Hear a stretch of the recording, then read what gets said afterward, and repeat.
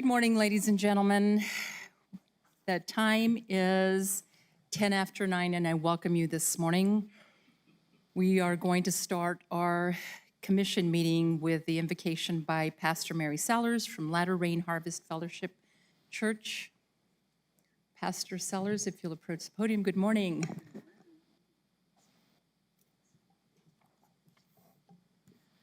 Good morning to the city manager, the commissioners, county commissioners, and the staff. I do count it an honor to be here this morning to serve you in this capacity. And so we're going to begin this meeting with prayer. Well, Heavenly Father, as we come before you this morning in the awesome name of Jesus Christ, your Son, we want to thank you, Lord. First of all, we acknowledge you in all of our ways, that it's you that have blessed. Is you that have bestowed upon each of us and each of them that serve, Father God, in this city, the blessings, the overflow, the strength, the positions that they stand in. So today we come according to your word. You said if your people that are called by your name would humble themselves and pray, seek your face, turn from their wicked ways, and you say you will forgive our sin and heal our land. Lord, we need healing. We need you to move in a mighty way. We need revival. We need a freshness of your presence upon the lives of those that you've called and those that sit in the positions in our city and in our county. I pray today that you would move in their hearts in a mighty way, that you would give them the wisdom that they're needing, Father God, to resolve the situations that are before us. I pray in Jesus' name that you would give them the counsel.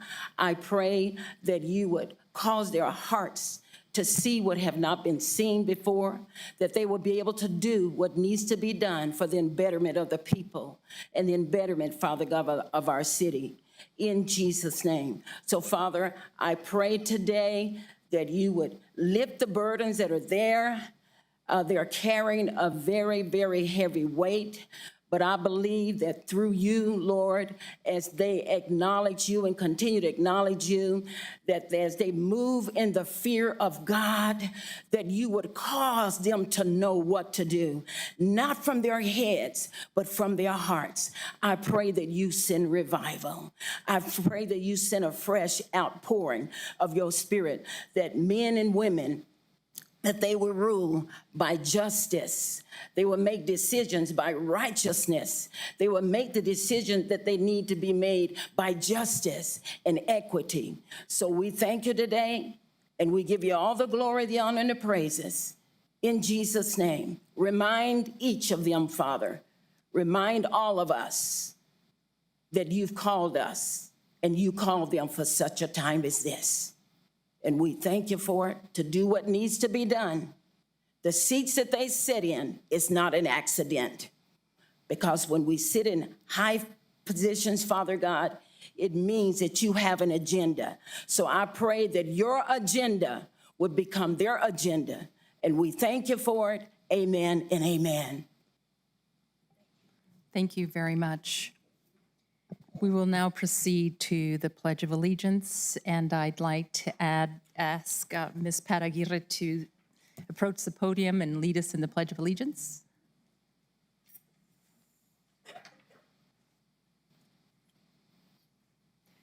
I pledge allegiance to the flag of the United States of America and to the republic for which it stands, one nation, under God, indivisible, with liberty and justice for all.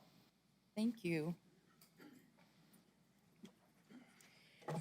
Next on the agenda is a roll call of commission members present and determination of quorum. Amanda? Commissioner Murillo? Present. Commissioner Reynolds? Here. Commissioner Sanchez? Present. Vice Chair Shaljo Hernandez? Here. And Chair Chaparro. Present. We do have a quorum. The County Commission convenes as the Board of County Commissioners and the County Board of Finance in open session. Mr. Macias, are there any changes to the agenda? Good morning, Madam Chairwoman. There are no anticipated changes to the agenda. Thank you. Let's move on to Pet Showcase. Thank you, Madam Chair. Again, the County Commission takes advantage of each of its regular board meetings to advocate for the adoption of animals from the Animal Services Center of the Mesilla Valley. And Madam Chair, if I could just deviate for a moment, for those of you who saw this morning's article in the Sun News related to animals at the Animal Services Center and the increase of euthanizing of animals because of the substantial number of animals that are coming into the Animal Services Center, I think that this focus is more important than ever. So let us start with the cat of the week, Othello. So if you want someone to read to you Shakespeare, Othello is the cat for you. This is a 5-year-old cat. Spend some time with me and you're sure to want to take me home. I'm a suave charmer who knows how to schmooze my way into any lap. I just want to spend my days living the high life, getting loved on by my family. Don't you have any room in your home for a handsome and dapper kitty like me? Our dog of the week is Luna, who's 1 year old, and I believe that Luna's been here before. I'm a gorgeous girl with beautifully unique eyes and a wonderful personality. I always get excited to go out on walks with humans, and I love getting pets and attention from them too. I'm just a happy-go-lucky girl who can't wait to find the people or person who will cherish and love me forever. And can you imagine, look at the size of the tongue on this dog. They will shower you, literally shower you with love if you adopt this dog.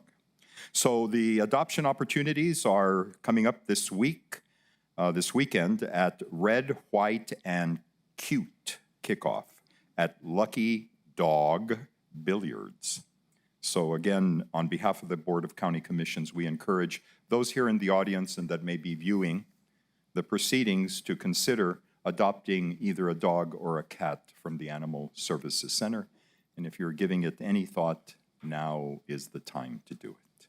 Thank you, Madam Chair. Thank you, Mr. Macias. We will now move on to employee recognition. The commission will recognize Doña County employees for their years of service to Doña County. And I believe we have Mr. Tracy from was he on jury duty?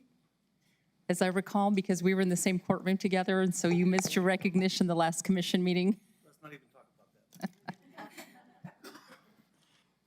that. Again, good morning, everyone. The County Commission takes advantage at each of its meetings to recognize Doña County employees that have met or reached a certain milestone in their tenure here at the county. So let's start with an individual who has achieved 10 years of service, Mr. Alfred Jim Tracy. Mr. Tracy joined Doña County as a mapping specialist in the assessor's office in June of 2013. In that capacity, he reviewed, created, and updated parcel property maps, entered data into our system, and reviewed approved subdivisions, and entered information into our Geographic Information System, or our GIS.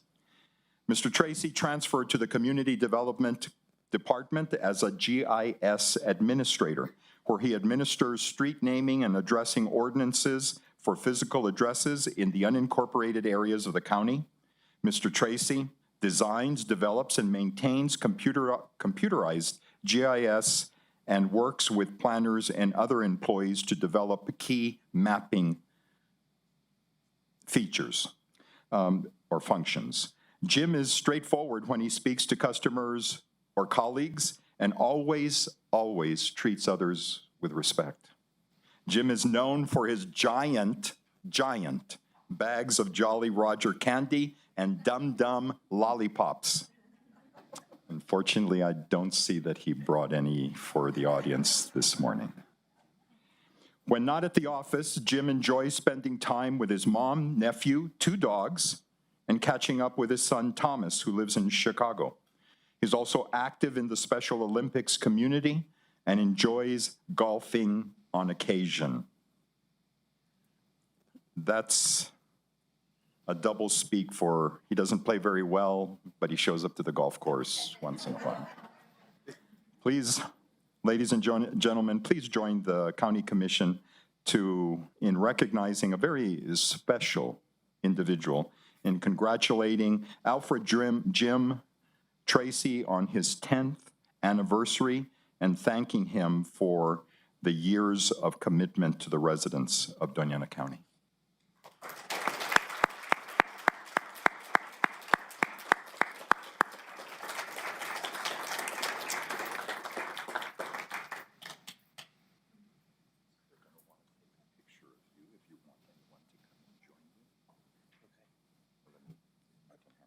Okay.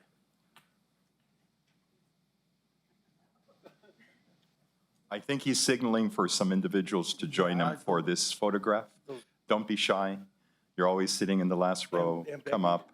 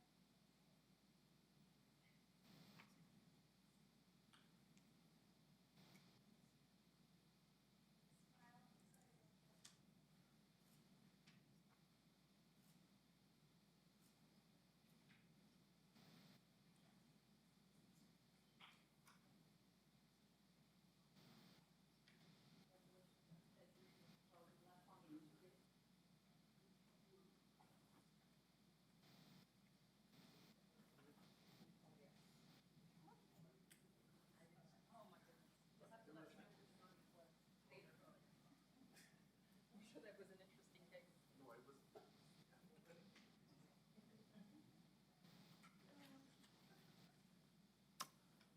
Hiding in the audience. We'll proceed with Janice Hiron for another recognition of a 10-year anniversary.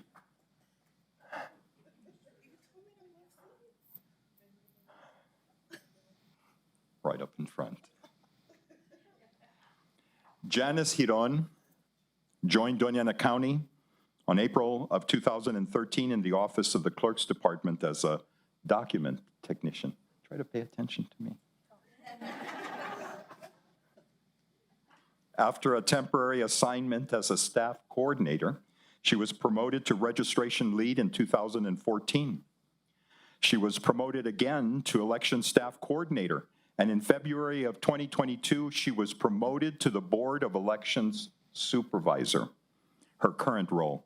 In this role, she supervises 13 employees regularly and up to 300 during the election periods.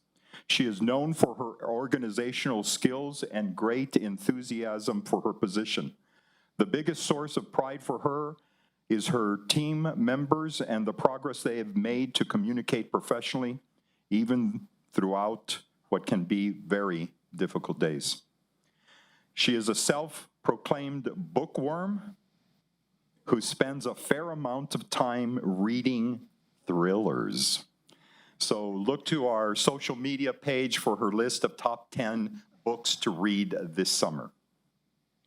Ladies and gentlemen, please join us in thanking Ms. Hiron for 10 years of dedicated service to Doña County residents, congratulating her on her anniversary and understanding the great service that she provides to the democracy within Doña County and the enthusiasm that she brings to that role.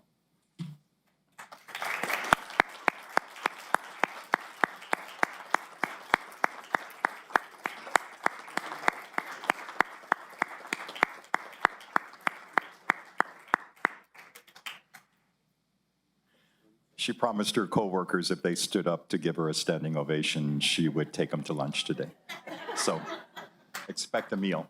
Lunch is on Mr. Messier.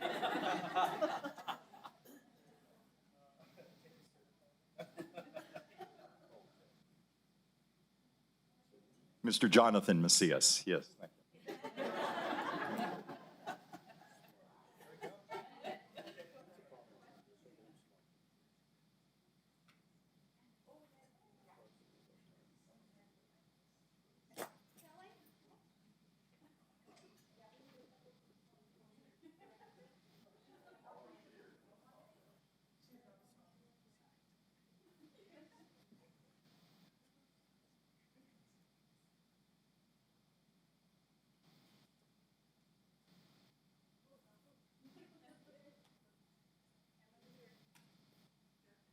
You want Jonathan in the picture?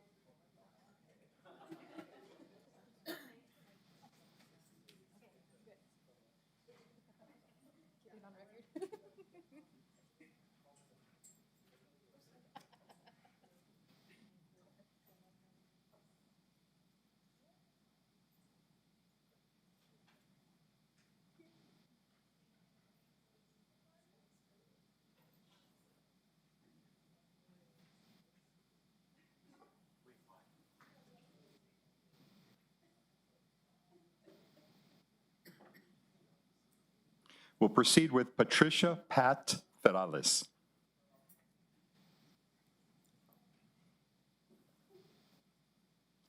Pat Ferrales joined the county as a document technician at the detention center on June the 3rd of 2013. This was her second stint with Doña County after working as a detention officer from 1997 through 2011. She returned 10 months later to her current position as a document technician. Okay, I was corrected, 2012. I don't write it, I read it. Sorry. Okay.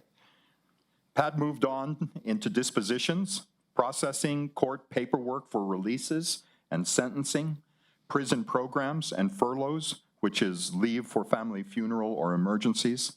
Pat was promoted to supervisor, where she is proud to serve.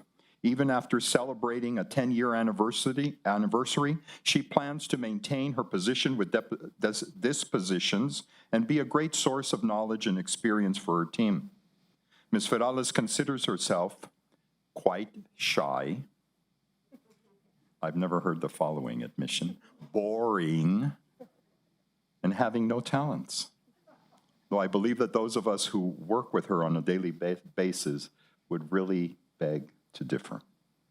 It is her many talents that have made her great at her job, and it helps to make so many other people's jobs at the detention center and throughout the court system benefit from her commitment. She wants to thank her mother, her 3 daughters, and her close friends for believing in her. She says that it's their belief that gives her confidence. Ladies and gentlemen, I can speak to having regular communication, although primarily through email, but Pat is instrumental in preparing information related to the operations at the detention center, their populations, something that I really rely on to receive every day. So thank you for that. Ladies and gentlemen, please join the commission in congratulating Pat Ferrales for 10 years of service this second time around.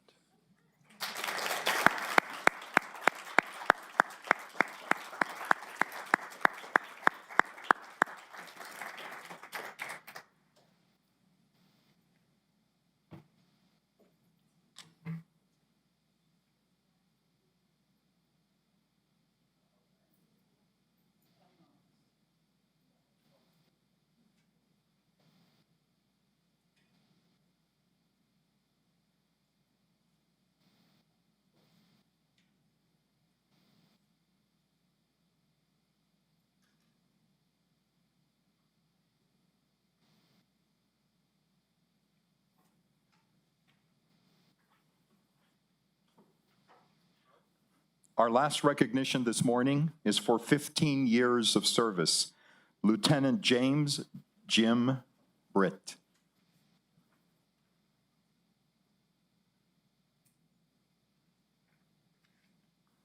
Lieutenant Britt joined the Department of Fire in 2008 as a firefighter. In 2013, Lieutenant Britt successfully was promoted to lieutenant. Lieutenant Britt has continued to participate in courses such as Advanced Emergency Management Training, Fire Officer 2, in order to enhance his response skills and techniques that he applies during his response to emergency calls. Lieutenant Britt has a positive attitude and constantly reminds his subordinates, keep it simple and just do your job. Lieutenant Britt continues to support the organization by training incoming firefighters on his shift during their initial probationary year. Lieutenant Britt also trains firefighters and up-and-coming driver operators within the department. Lieutenant Britt truly understands the importance of continuing education and can be relied upon to ensure that training is conducted at his station while on shift.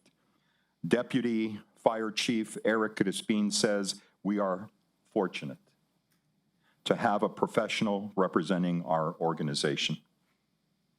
Ladies and gentlemen, the County Commission over the course of the last 4 or 5 years have really made tremendous strides. I'm not sure that the public fully appreciates it, of going from an almost completely volunteer firefighter system into one that has converted into many career or full-time firefighters. This is one of those individuals that leads the department in terms of responding not just to fires, but many of the medical emergencies that occur out in the unincorporated area. A special individual with a special responsibility. Ladies and gentlemen, please join the commission in recognizing Lieutenant Britt for his 15 years of service.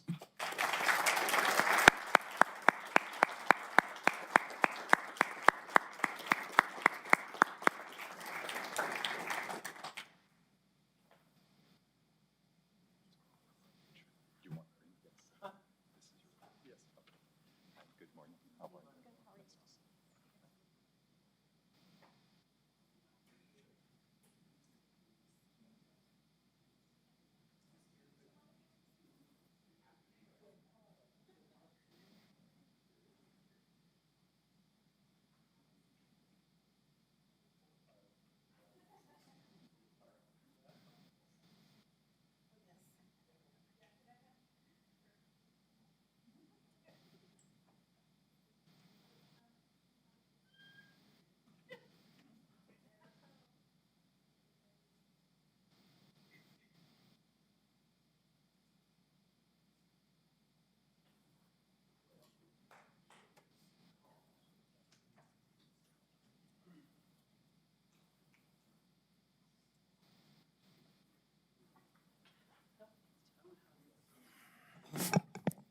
Madam Chairwoman, thank you. That completes our employee recognition this morning. Thank you, Mr. Macias. We will now move on to public input. And if there's any members of the public that would like to approach the podium and address the commission, please remember to sign in the book to your left. Anyone? Good morning. Good morning. Good morning, County Chair Chaparro, Vice Chair Saljo Hernandez, and Commissioners. My name is Terry Miller, and I've been thinking a lot lately about what it means to be an American and a voter, and how I've taken both of these privileges for granted for way too long.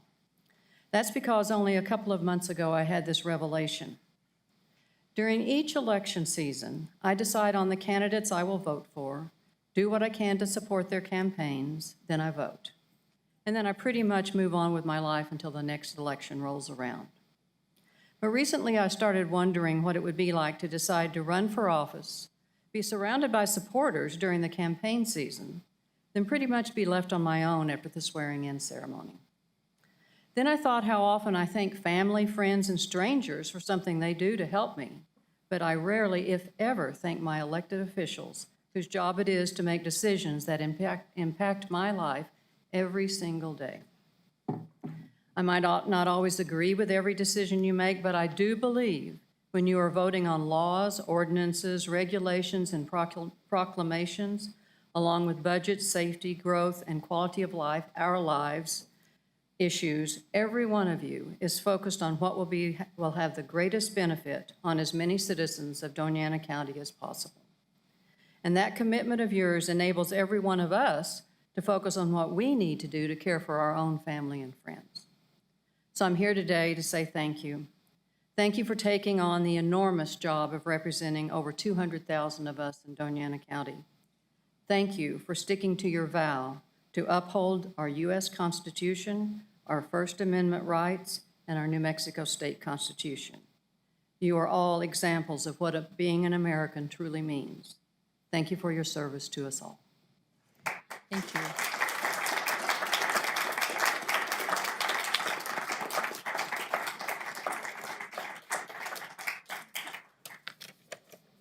Good morning, Good morning.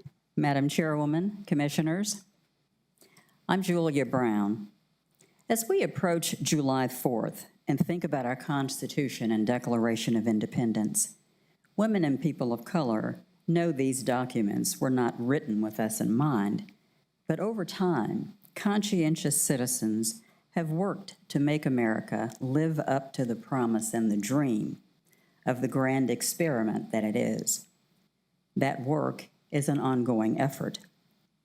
Month after month, I watch you all doing the work of the people, noting that all of you have been willing to run for office and devote your time, talent, and sometimes even your treasure to making a difference and helping to usher in positive change. I would add, too, the staff and appointed officials who work so hard in public service to dedicate themselves to the public good. All of you do this in the face of harassment, rude, incivil, and sometimes ugly comments and recriminations, generally coming from people who, instead of working to build up, dedicate themselves to tearing down, who instead of seeking knowledge and being open-minded to understand the work you do and why, choose instead to remain ignorant and work really hard at being stupid. Unfortunately, demonstrating the truth of another quote, which perhaps is not cited often enough from the late Dr. Martin Luther King, that nothing in the world is more dangerous than sincere ignorance and conscientious stupidity.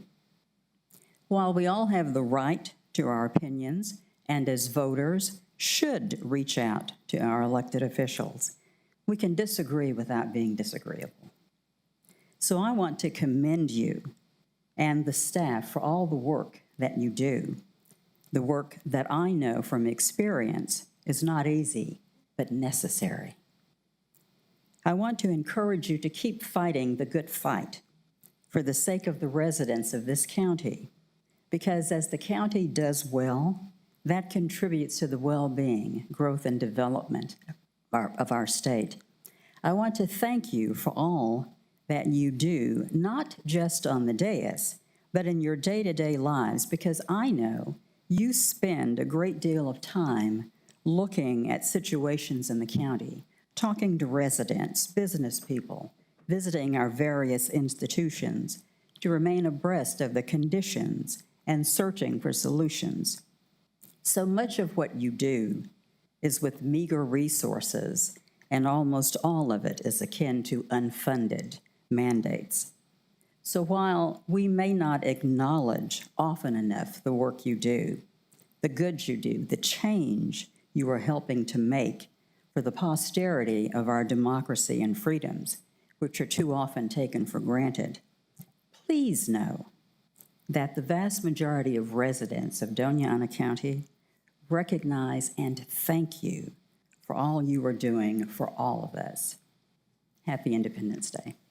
Thank you.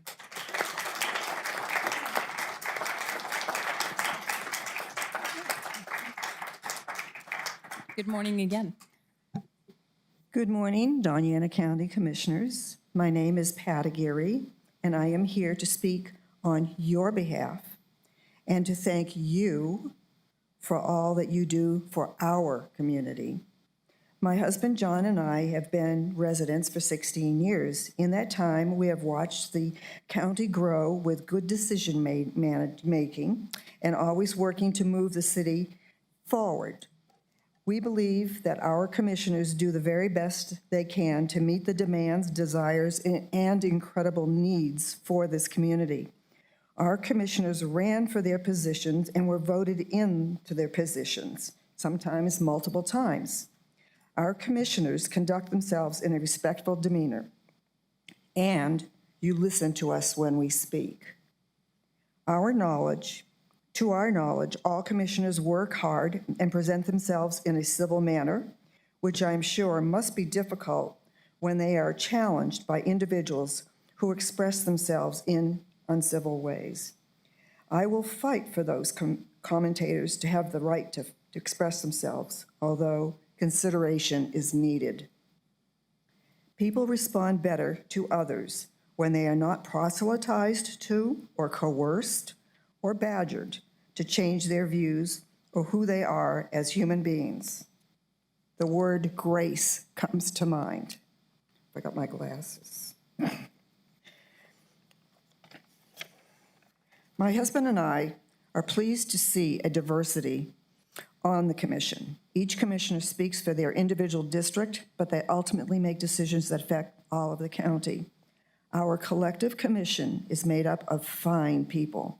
Some have other jobs and/or businesses, are raising families, and it does not matter what their belief system or personal lifestyle is, as long as they work in the interest of the people of Doña Ana County. Right now, I would like to ask anyone who is behind me to stand and to applaud our commissioner.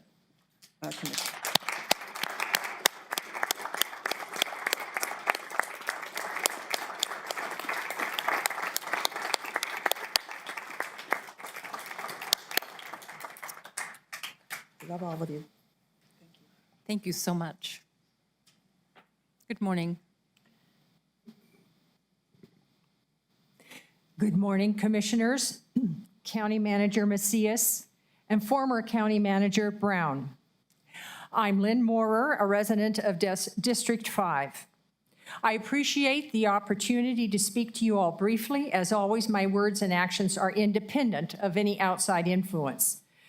Your conscientious work and long-suffering forbearance in dealing with all of us constituents are greatly appreciated. It's clear that a good bit of your time must be spent listening to complaints, bellyaching, and scolding from consistently unhappy people without specific requests or suggestions as to how to address the concerns. Some do bring specific suggestions for remedies for genuine problems, but many do not. Rather, they just seem to be venting over and over. I recognize that venting can be therapeutic and much healthier and less destructive than taking out frustrations in physical ways. But I also understand that being the brunt of so much frustration and anger by discontented people with unhappy lives can take a toll on all of you. It's truly amazing how many commenters seem to think you commissioners possess such enormous powers. Foresight that a small group of citizens may misbehave on public grounds. Ability to retroactively and authoritatively challenge Dr. Fauci and the other national leaders with respect to their actions and speech regarding COVID-19, if you chose to. Taking action against genocide of bloodlines, whatever that means. And somehow setting to right the lives of people who appear to be perpetually disgruntled. I want you to know that I appreciate your professionalism and assiduous work in sorting through the multitudinous pieces of information and disinformation that are put before you, while doing your best to ignore or forgive the jibes and insults hurled at you, and simply proceeding with your work with calm dignity. Thank you for all the steps you have taken in response to legitimate concerns, all the while carrying out your numerous ongoing routine responsibilities. I also salute your patience and allowing citizens to vent again and again about concerns that do not lie within the jurisdiction of county government and instead should be communicated to other levels of government. Finally, I hope that you all are able to take satisfaction in your work while also being able to have a good chuckle occasionally at the great variety of characters, including me, and thought-provoking theories you encounter while, on balance, doing such a good job. Thank you. Is there anyone else that would like to approach the podium and address the commission? Mr. Montgomery, good morning.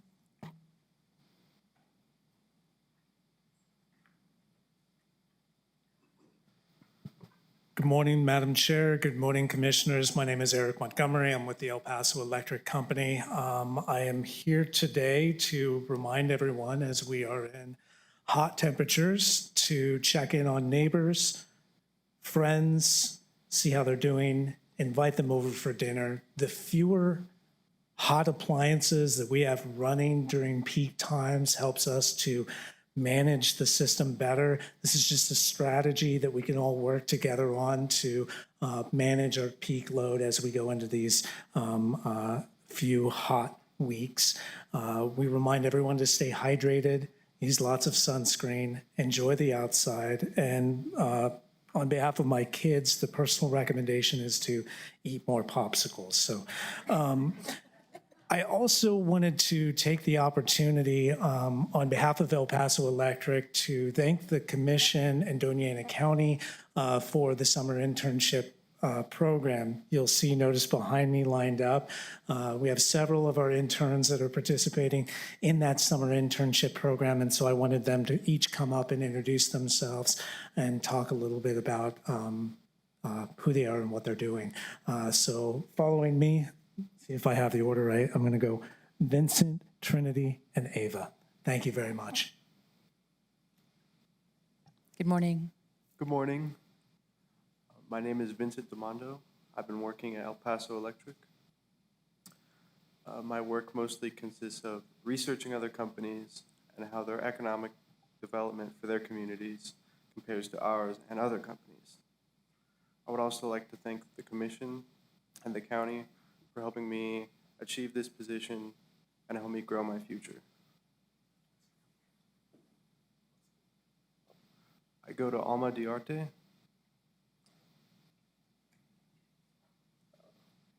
Good morning. My name is Trinity Levy, and I've been working at El Paso Electric in the economic development. And I go to Organ Mountain, and I want to thank Doña and the county commissioners for this summer internship that they provided for many students. Good morning, I'm Ava, and I work at El Paso Electric Company. I wanted to thank you guys for the opportunity to get this job. And what I do is I usually design stuff at the company, and I'm a very creative person, and I really like designing things. I go to Organ Mountain High School, and thank you guys. Thank you. Let's applaud our students that they're doing such a good job.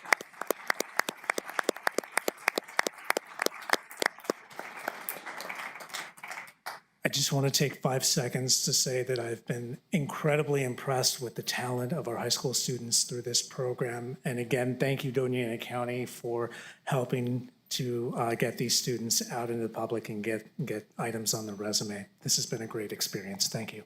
Thank you.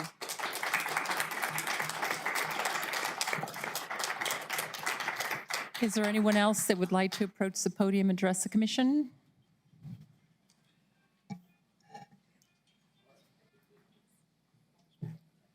Introduce my music. Good morning. Good morning. That's his theme song, ringing him up. Yeah, that's what it is. Yeah, my name is Jim Hurst, and thank you for the opportunity to address you. I want to clarify some of the remarks from the last commission meeting. Susan Shapiro read the National Day of Prayer proclamation passed by this commission for the National Day of Prayer rally held on these grounds May 4th. She had no other participation. She said nothing else and left immediately after reading the proclamation. She did not make the prayer you heard on the recording. I just want to make that explicit. But you need to hear some of those prayers to understand the conflicts in Donna Ana County and at these commission meetings. Here's a sampling of some of the prayers offered. Transgender, cutting off the genitalia of our young ones, is not godly. It did not come from God. That comes from the evil one. The devil can no longer take our families and take them down to the pit of hell. Father, I thank you that there's a new generation that will say no to the enemy, that will say, no, I don't desire to be transgender. No, I don't desire to have an abortion. No, I don't desire to have that type of education. We're going to have little ones who have boldness, the boldness that the church didn't have, and they're going to say this to my family, or they're going to say, this is my family, this is my country, and the devil cannot take it away from us. They went on. We're going to experience change in Donna Ana County. We take it one county at a time. We take our families back. We don't want them in the school system that is teaching us these awful things that is being displayed. It is an absolute abomination to the Lord Jesus Christ. There's only two bodies, male and female, and I tell you today, if you don't agree with me, I'm sorry, but that is my belief, end quote. That's just a small sample. It's representative of the attitude expressed at that service. These prayers express dominionism, the idea that Christians ought to be in charge because they are God's anointed. They know best, they know God best, and they know, and in their minds, separation of church and state means only that the state can't tell the church what to do anywhere for any reason. In their mind, the government and the education system are under their domain, and they are supposed to take them back. It's now under control of the devil, don't you know? So while they are trying to build an accepting, while you are trying to build an accepting community with diversity, equity, and inclusion, the Dominionist Christians are trying to bring God's rule to Donna Ana County, which rejects the LGBT community and rejects reason as a basis of government. They won't say that here, but that is exactly what they said at their prayer rally. They may be the loudest voice in the room, but they don't speak for the majority of voters here in Donna Ana County. Thank you. Thank you.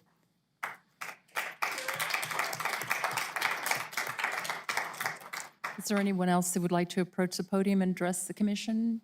Please step forward.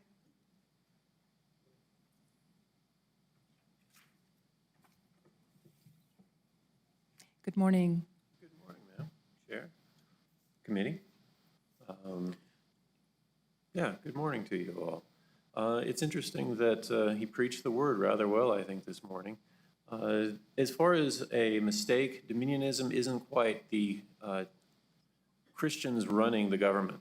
What we are looking for is as I mentioned before, higher law, that we live under the rules of God, that we set up our social constructs, our social laws, that they don't conflict with the higher law, thereby that we can have peace among us and that we do not have these issues.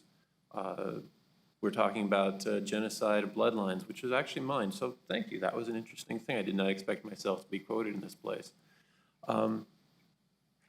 If there are generations, then if you start destroying the future generations through abortions, through the mutilation of children, through these other things, and there are not children, there are not grandchildren, there are not great-grandchildren, what is your position? Are you just some lump of flesh that's walking around on this earth for a few years? Is there no purpose? Is there nihilism at that point? How do you move forward? And that's always kind of the position where you end up once you leave the Christian faith. Where do you get a basis for where you do, what you do? Why are you living on this planet? There's nothing hereafter. What do you do with that? And I think that comes from there. So yeah, there is some dominionism. You read through the Bible, in the end you read the end of Revelation, and there is a dominion of God, the kingdom at hand. You don't really get that through the New Testament where Jesus says, my kingdom is not of this world. And so the faith, the dominion, isn't to take over government, but it is to bring the recognition of God to a government to be the salt and light of the world till God comes and does whatever he needs to do. So that's where that position is. And I guess that covers it. I appreciate your time today. Have a happy weekend. Happy 4th of July. Thank you. Thank you. Anyone else? Good morning. Good morning. My name's Jerry Scribner, and my wife and I live in District 1. And I'm here to thank you for your service, for what you do for the whole community, which is not just one religion, it's not just one point of view. You're the people who make sure we're safe and hire law enforcement. You're the people who make sure we have roads, and we have a community that's available to everyone. It's really a thankless job, as several people have pointed out. If you ask the average person on the street, would you like to sit up here and take this abuse and make all these decisions? They'd say, not for all the tea in China. So I just want to know that we appreciate your willingness to serve everybody, including the people who didn't vote for you, the people don't even want you up here. Yeah, that's what has made our community the great community it is. My wife and I have only lived here 3 years, but we've been familiar with the community for many more years because my father lived and died here. So we chose to be here because of people like you, because of this community, because of the people on the city council, and the whole attitude in the state of New Mexico and the attitude that you witnessed when everyone stood up. So again, as we say to our veterans, thank you for your service. Thank you.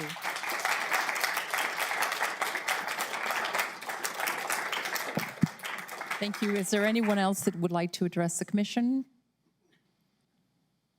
Good morning. My name is Janet Martinique, and I love Las Cruces. And I just want to say that I live, fortunately, in a climate-controlled apartment. And I just want to thank you specifically for the cooling stations that you have opened in our county. Thank you. Anyone else that would like to address the commission? Seeing no one else approach, we will now move on to staff input. Mr. Macias? Madam Chair, I believe there's a couple people trying to get to the podium. Thank you. Let's change their minds. Okay. Mr. Macias? Ms. Ash, are you stepping forward? Good morning.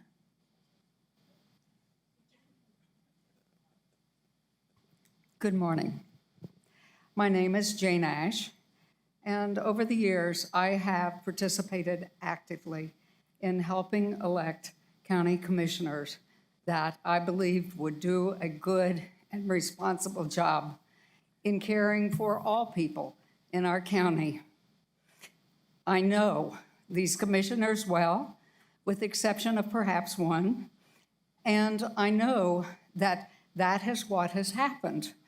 That is what these commissioners have done. I'm extremely grateful for how seriously you take your job, how willingly and graciously you put up with many times very unkind treatment. I just want to thank you for your service and say that you are my ideal of people who make democracy work. Thank you. Thank you. Is there anyone else that would like to address the commission?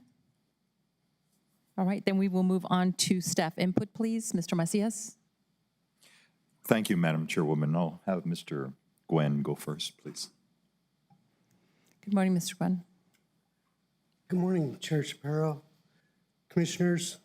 I just wanted to come today to give you a little bit of an announcement. We've had a development in the Flood Commission. In August of last year, our Flood Commissioner stepped down. One of the requirements is that you have to live in the county, and he moved out of town, out of the county in order for him to keep his regular day job. So we, as part of his resignation, we also submitted a list of potential candidates to the governor. And I'm here to announce that she has selected a new commissioner for us. He's not here today. He's not quite ready to, we haven't had a chance to brief him on all the projects we have going, staffing, budgeting, all those things. He'll make himself available next month at the meeting. So the new commissioner is someone that you all probably are familiar with, a gentleman by the name of Robert Armijo. And so if are there any questions about the commissioner, any questions you have of the Flood Commission at this point? I thought he was, Madam Chair, I thought he was retired. We brought him out of retirement, I'm gonna have to talk to him. right? He lives in my neighborhood. I'm gonna have to go talk to him. I have to tell you, it's not a very high-paying job. It's basically $1 a year. So he's not getting much for it, that's for sure. Any other questions? Thank you. Thank you. Madam Chairwoman, let me take the opportunity to introduce to the Commission Mr. Robert Herrera. Mr. Herrera is our new Director of Facilities and Parks. He's basically responsible for overseeing the coordination, management, and improvement of the county's diverse range of public spaces. He brings an array of qualifications, including a GB 98, or basically a general contractor's license, master's in business administration from NMSU. He even has a water and wastewater operator licenses, and certainly brings a wealth of experience into this position. He's also very close to completing his civil engineering degree. He's joining us from New Mexico State University, where he worked for 9 years as within the overseeing the project development and engineering section. He's been the county director for the Health and Human Services Department, and he's also worked for the city of Las Cruces, basically managing as the manager for operations within that structure. So I wanted to make sure that you are aware that there is someone now on board full-time. I do want to thank David Ornelas, who basically was the interim manager during this period of time as we went through the selection process that ultimately led us to Mr. Herrera. And I know that he's going to make major contributions to county government. Thank you. Thank you. If I may. Madam Chair, Commissioners, I'd like to thank County Manager Macias for the opportunity, and Assistant County Manager Macias. It is truly an honor to be asked to join this team. And although this is my second day, I am still trying to get acclimated to my new position. I look forward to serving the county and the county the county residents. So thank you for the opportunity, and again, I look forward to serving this great institution. Welcome, Mr. Herrera. And I know that once your qualifications were read, I saw a couple of people's ears perk up, and they're in the front row. They're from CRUA. No, you can't take him. Thank you. But thank you so much and welcome.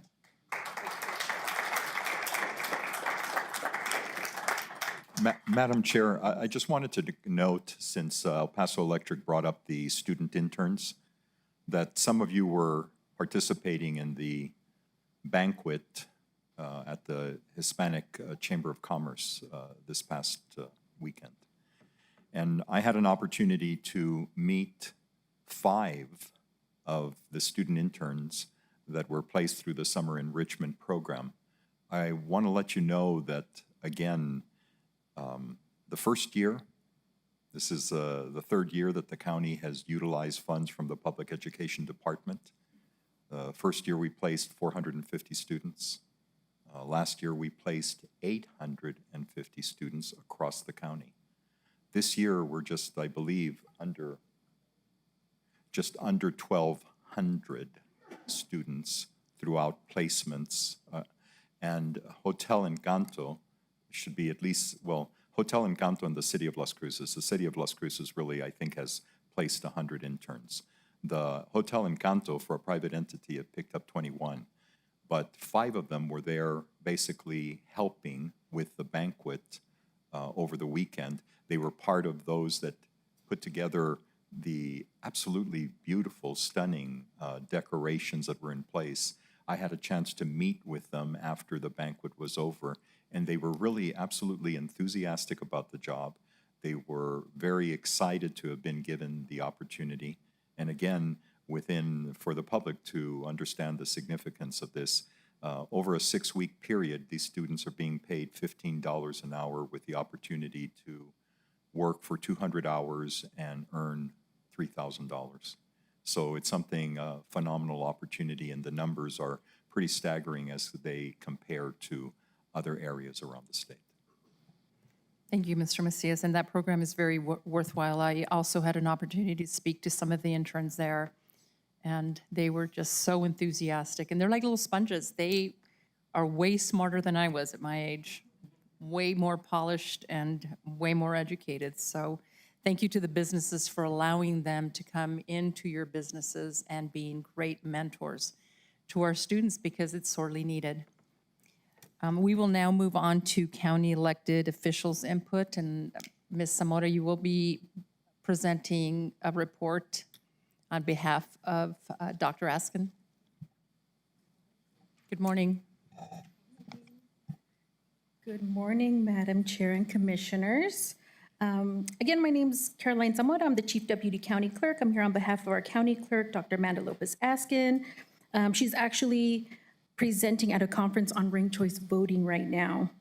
I'm here just to provide an update to the community regarding redistricting. Like other counties throughout the state, we are working on redistricting, and this will be complete on filing day, which is August 29th. And if there are any questions about a specific district, then I would recommend to the community to contact that specific entity for any clarification that they might be looking for. Also, I wanted to give an update. June 22nd was the last day for county employees, staff, and interns to submit their entries for the I Voted sticker contest. We had a lot of really great entries. So thank you to all the staff and employees, interns who submitted those. We'll be announcing a winner very soon. And like I said, there were really, really great entries for the I Voted stickers. All righty, thank you. Thank you, Ms. Zamora. I don't see any other elected officials in the room. We'll move forward on to commission input. Commissioner Reynolds, any input?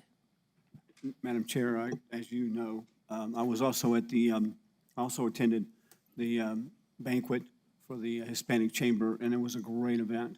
I thought the whole atmosphere was great. The decorations were wonderful. Everyone who was there was fantastic. The entertainment was great. It was just a class event. So it was really nice. Thank you, ma'am. Thank you, Commissioner. Commissioner Vice Chair Sheldon Hernandez, any comments?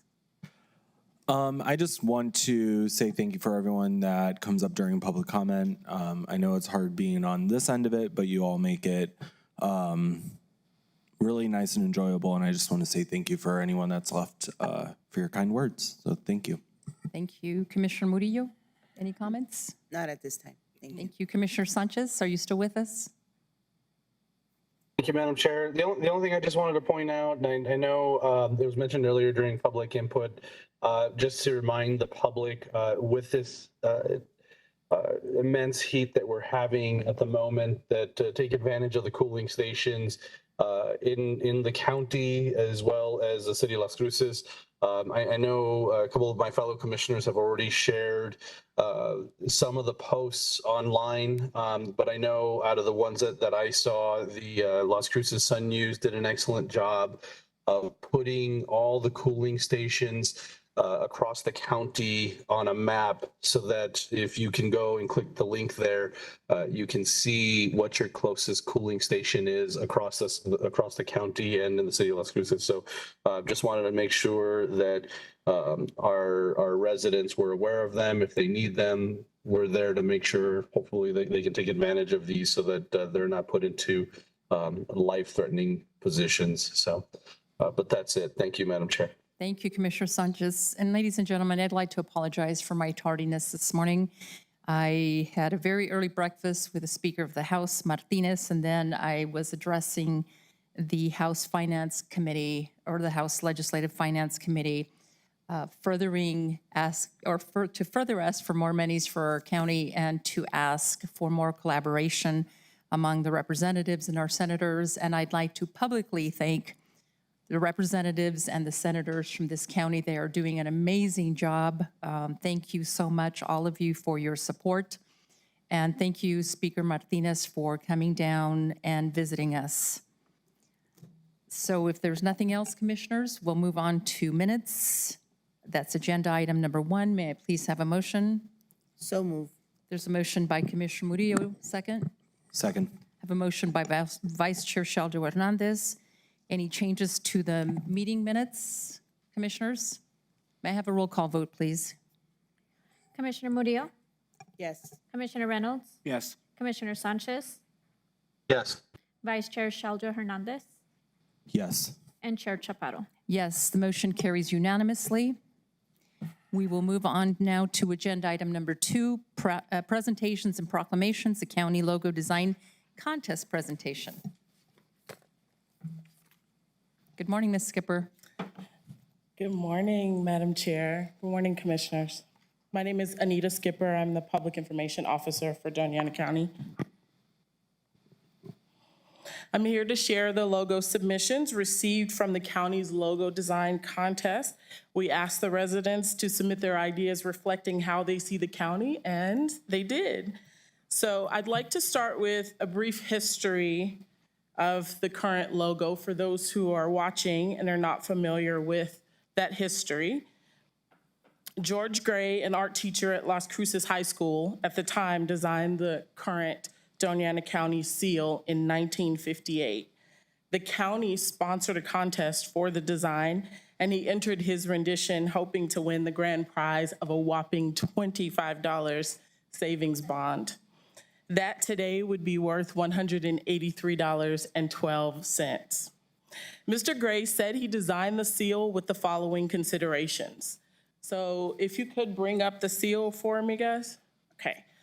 So if you look at our seal today, it has the Zia symbol, which he said is to represent the state of New Mexico, the conquistador to represent the county's history and our ties to Mexico and Spain, the Organ Mountains, and the Rio Grande to represent the county's 2 major geographical landmarks, the rocket to represent White Sands Missile Range, the Lamp of Learning to represent New Mexico State University, the Cotton Bowl, the chili pod to represent the Mesilla Valley's agricultural heritage. And the seal does remain exactly as he designed it in 1958. So we decided to engage our community in the next logo design, and I'd like to thank you, commissioners, for nominating a representative from your districts. I'm sorry, Madam Chair. I thought the color was wrong. I thought we changed the color from red to blue in the background. I'm reading what I've seen as the history, so that may be correct. I thought somebody said it changed. I had the We pens do in. have a bronze rendition of it in the county manager's office, but I'm not familiar with the blue one. Thank you. All right. I would like to thank each of you for nominating a representative from your districts to be a part of the judging panel, and I want to publicly recognize those panelists. From District 1, we had Lindsay Bachman. District 2, Jorge Garcia. District 3, Elizabeth Westberg. District 4, Bridget Hawkins. And District 5, Israel Chavez. We also did a drawing for a county representative, and so Doña County staff was represented by Asma Daywood. And that committee came together a few times to look at the submissions and give feedback, which I will provide to you today. But before I go into that part of the presentation, for those of you who ask, why is the county updating the logo? We did hear that quite a bit. And our response is that we're looking to modernize our look. While many things remain the same in Doña County, so much has changed about our community since 1958. And like many of your favorite brands, modernization and updating happens. We're excited about moving forward with a new and fresh look. First, second, and third place winners will be selected for prizes $500, $300, and $100 respectively. Since you as the commission, I'll give you some little guidelines as we go forward. You all may find that you like bits and pieces of different designs. You are well within your right to tell us, I like this, I'd like to see a different color or a different variation of a design. We will award based on the designs most like your preferred choice.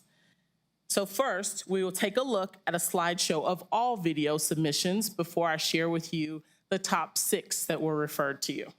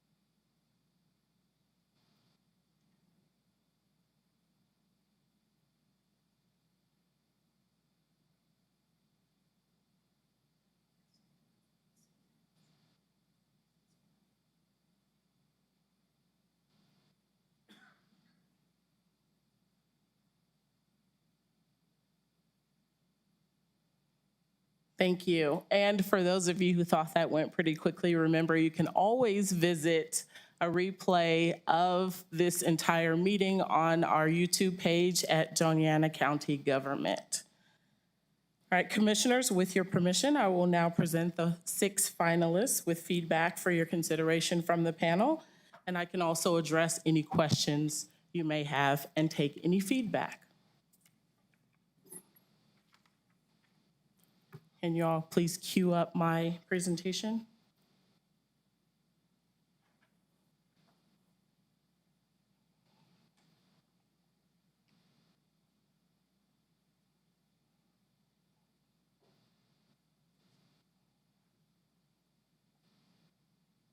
Can you go back, please, to the beginning? Thank you.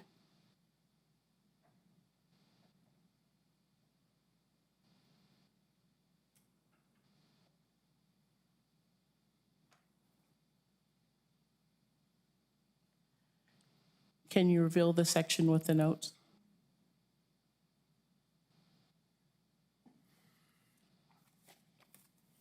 Thank you.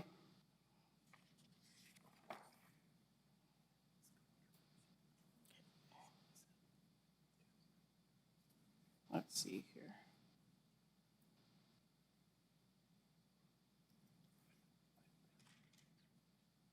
Okay. These are in no particular order. This first one was recommended by the panel. I'll give you the feedback from it, however. They do like the Roadrunner and the Zia. They did suggest that we remove the pen from the state of New Mexico there because it's not exactly accurate when it comes to where we're located in the state. They suggested you use the founding date versus 2023. And consider the branding guidelines. If we decide to do anything with the Zia symbol, consider the branding guidelines and receive permission from the Zia Pueblo. They did notice that the tilde, just as it is in our current logo, is missing from the N. And they suggested that 3 is the maximum colors for screen printing. One of the challenges we have with our current logo is that it has so many different pieces and different colors, and it's not always easy to print on different things. And then consider a consistent font was their recommendation. For the next one, it looks very similar to our current logo. They thought it was simple, and they do like the Zia and red and green chilies. However, they don't like the color of green, so they said, let's consider a different color. And consider a native plant, something native and non-exploitive, such as a Roadrunner. Consider the Organ Mountains. A lot of the images have Organ Mountains, and they want us to recognize that it's Doña County, and Organ Mountains tend to be more connected to Las Cruces. So something more exclusive and not so overly used like the Organ Mountains. The next submission, they thought it was modern and transferable, has versatility, and we could easily change the image to include other images, and it could be easily recognizable. But they did suggest finding a nice and sleek font and add an appropriate image. And this potential image has the ability for other departments to use it and keep the consistency if we change the image out. And I'll give you an example of what that looks like. This next one, they didn't like the red, white, and blue, but they do like the shape of the state. So suggest change the colors. Choose a better mountain range if it is to be used. And they do like that it's simple. This one is simple. However, they would suggest that you remove the pecan leaves and the branches for a previously mentioned reason, which they thought there is an exploitative history with pecans in this county, and so they were really conscious of that. But they thought the sun looked too close to the new logo for the city of Las Cruces, so it's too similar.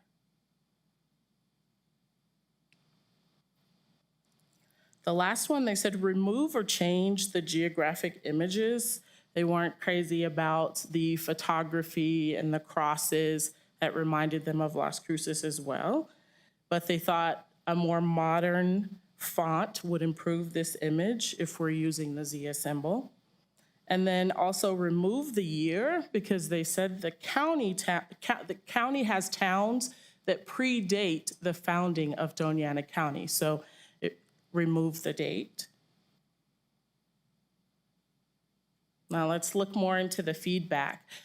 One particular feedback, when we're talking about modernization, there are quite a few geographical images that are used a lot. And so they talked about that a bit. And they said one of the unique things about Doña County is that we are one of 2 counties that have a diacritical mark in its name, which means a mark that makes this unique sound, like the N or Enye in Doña County. So maybe we should consider highlighting the tilde, the uniqueness of it versus always using the geographical images that may or may not have a good history, or they may or may not represent the entire county, or may be overdone, such as the Organ Mountains.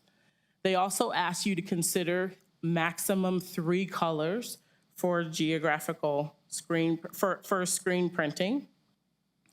Here's an example of a use of the tilde. It's not a design that was submitted. This was a previous mock-up that we did, but you'll notice the tilde, they thought that was unique. Maybe instead of looking for an image, we come up with something that highlights the tilde and the uniqueness of that tied to Doña County. They also said, consider something versatile that can be easily altered to include other images, such as, there is a whiskey company here in town.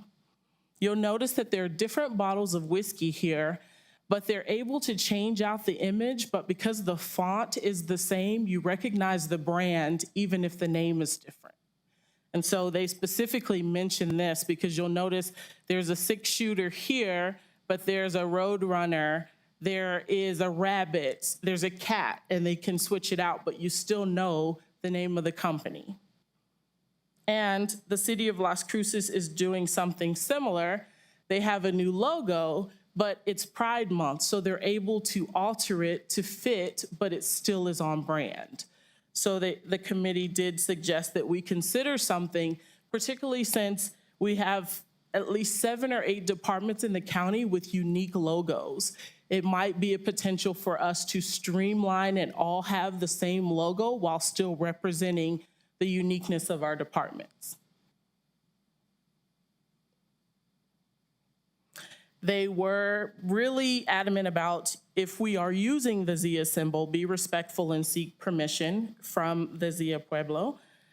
And then last but not least, they did say, worst case, if you all cannot make a decision, they would be okay with keeping our existing logo, but remove the conquistador. And this is just variations of what that potentially looked like if you just removed it or you used other geographical symbols. But I will remind you, we're seeking modern, sleek, and new. And that concludes my presentation. I'll stand for any questions. Thank you, Ms. Skipper. Commissioners, do you have any questions for Ms. Skipper? Madam Chair.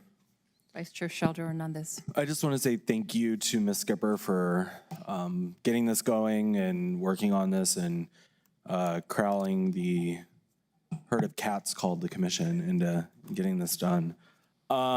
I do like the panel's feedback on the 3-color maximum. I think that's very smart. I like thinking about streamlining all departments and getting the county under the one logo umbrella as to be more consistent with other municipalities and counties around New Mexico. I think those are really important things to consider. I would also like to say, just throwing it out there, I am quite a fan of submission 14A, which is the Oregon Mountain, the purplish, yeah. I think that's pretty cool, actually, and I can see where you can definitely pull different aspects out of this, put in, you know, other departments to be able to use this. I'm not sure I love the color, but I definitely do like what they're looking at here. So I think that's kind of cool. So that's kind of where I'm leaning so far. It's definitely usable. So I just wanted to throw that out there. But again, thank you for your work on this. I do appreciate it. And I would like to add, thank you for that feedback. I would like to add that you do not have to make a decision today. I wanted to bring the feedback to you so that you can think about this in hopes of announcing this at the next meeting in the new fiscal year. Any other comments? Commissioner Sanchez, Commissioner Murillo? Anita, you did send this logo PowerPoint to us. Did you send it to us? Yes. I've been looking for it, but I can't find it. Can you resend it to me? I will. To my email? Yes. I disagree with the Oregon Mountain because I think we should find something that represents whole Doña County. And so, but we'll do that when we take a vote next time. Thank you. Commissioner Sanchez? He stepped away for a minute. Thank you. Thank you, Anita, for working on this, and Commissioner Shelter, now this was correct. Thank you for trying to get us to this point. And I'm a fan of 14C because it does show the shape of our county. It has the tilde, and we can always add more things into it. I do agree with the better mountain range outline on that, but that just really pops for me. So we'll keep that in consideration, and commissioners, we can just keep a dialogue open for this so that we can get to a final decision quickly. Commissioner Reynolds? Yeah, Madam Chair, I know you want me to say something, but I don't know what to say, except that I need to take time to look at these in more detail and think about it. There's several interesting options here. And I think that between the colors and the Zia symbol and some of the other options, I think we have a lot to consider. And I haven't had time to adequately do that to make a reasonable statement about which one I prefer. Thank you. Thank you. And I'd like to thank everyone who submitted their entries, and for those finalists, we really appreciate it. And thank you for our judges, because the representative from my district is my next door neighbor, and I know that she spent a lot of time on this. So thanks again. Thank you, Ms. Skipper. Madam Chair, I Commissioner. would like to make one comment as I'm thinking about it. Having a seal for the county versus I don't know if we're looking at a logo or a seal. If we're looking at a seal, I think it has some other features that we want to consider rather than a logo. And so that's where I'm kind of torn myself as to what I'm viewing here. And so I need to look at it in more detail and think, are we talking about a seal or are we talking about a logo? If we're talking about a seal, which I consider this to be what we currently have, then I think I have to reframe my reference of what I'm trying to figure out here. So thank you. Thank you, Commissioner. And Madam Chair, if I may, Commissioner Reynolds, that's a great point you bring up, which I mentioned at the beginning of this process. What we currently have would be considered a seal, and you may not have to make a decision. You could consider keeping both. There are a lot of entities who use a seal for more formal things like proclamations and resolutions, and then they use a logo to just have more of a modern view on their external communications. Thank you, Madam Chair. Ms. Skipper, I'm thinking the same thing. It's like, why can't we have both if we go down that road? But I think a seal is more like, I always think of the stuff that I pick up when I'm in Asia, where I stamp a letter and it's got my seal on it or something like that. And so I want to think of a seal as much more, much more relevance than a logo, although logos are important as well. So I still have to do some thinking about it. But thank you for doing this evaluation and bringing the parties together to create something at least to get us started. We appreciate that. Thank you, Madam Chair.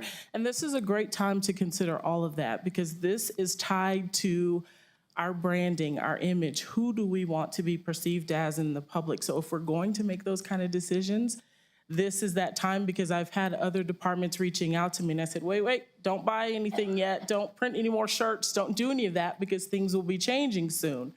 So this is the time to move forward in the direction we want to move in with that. Madam Chair, I hate to keep doing this now, but how long have we had the current seal? When was it designed and when it was created? 1958. Okay, so we're talking about a seal that's already 70 years old, roughly. Okay, almost. So we can expect that whatever decision we make now could actually easily last until, the year 2400 or 2100, sorry, another 70 years before somebody changes it. So it takes me a time to figure out what that means. And so maybe it's just me, but I don't think so. Yeah. Thank you, Madam Chair. And Madam Chair, I think that's also something to think about. If you have a seal, that could last even longer. It's not uncommon for brands to update their logos, but if you choose a seal that can stand the test of time, you may not have to always revisit that and still decide to just update your logo. Thank you. Any other comments or questions, commissioners? Thank you, Ms. Skipper. Good job. Thank you. We'll now move on. Mr. Macias. I was just going to mention and ask Ms. Skipper to send you all, although I think she might have before, the logos of all of the other 32 counties. Because part of what happened, because we actually started this effort like 5 years ago. I think that we went through a couple of professional firms to get some ideas.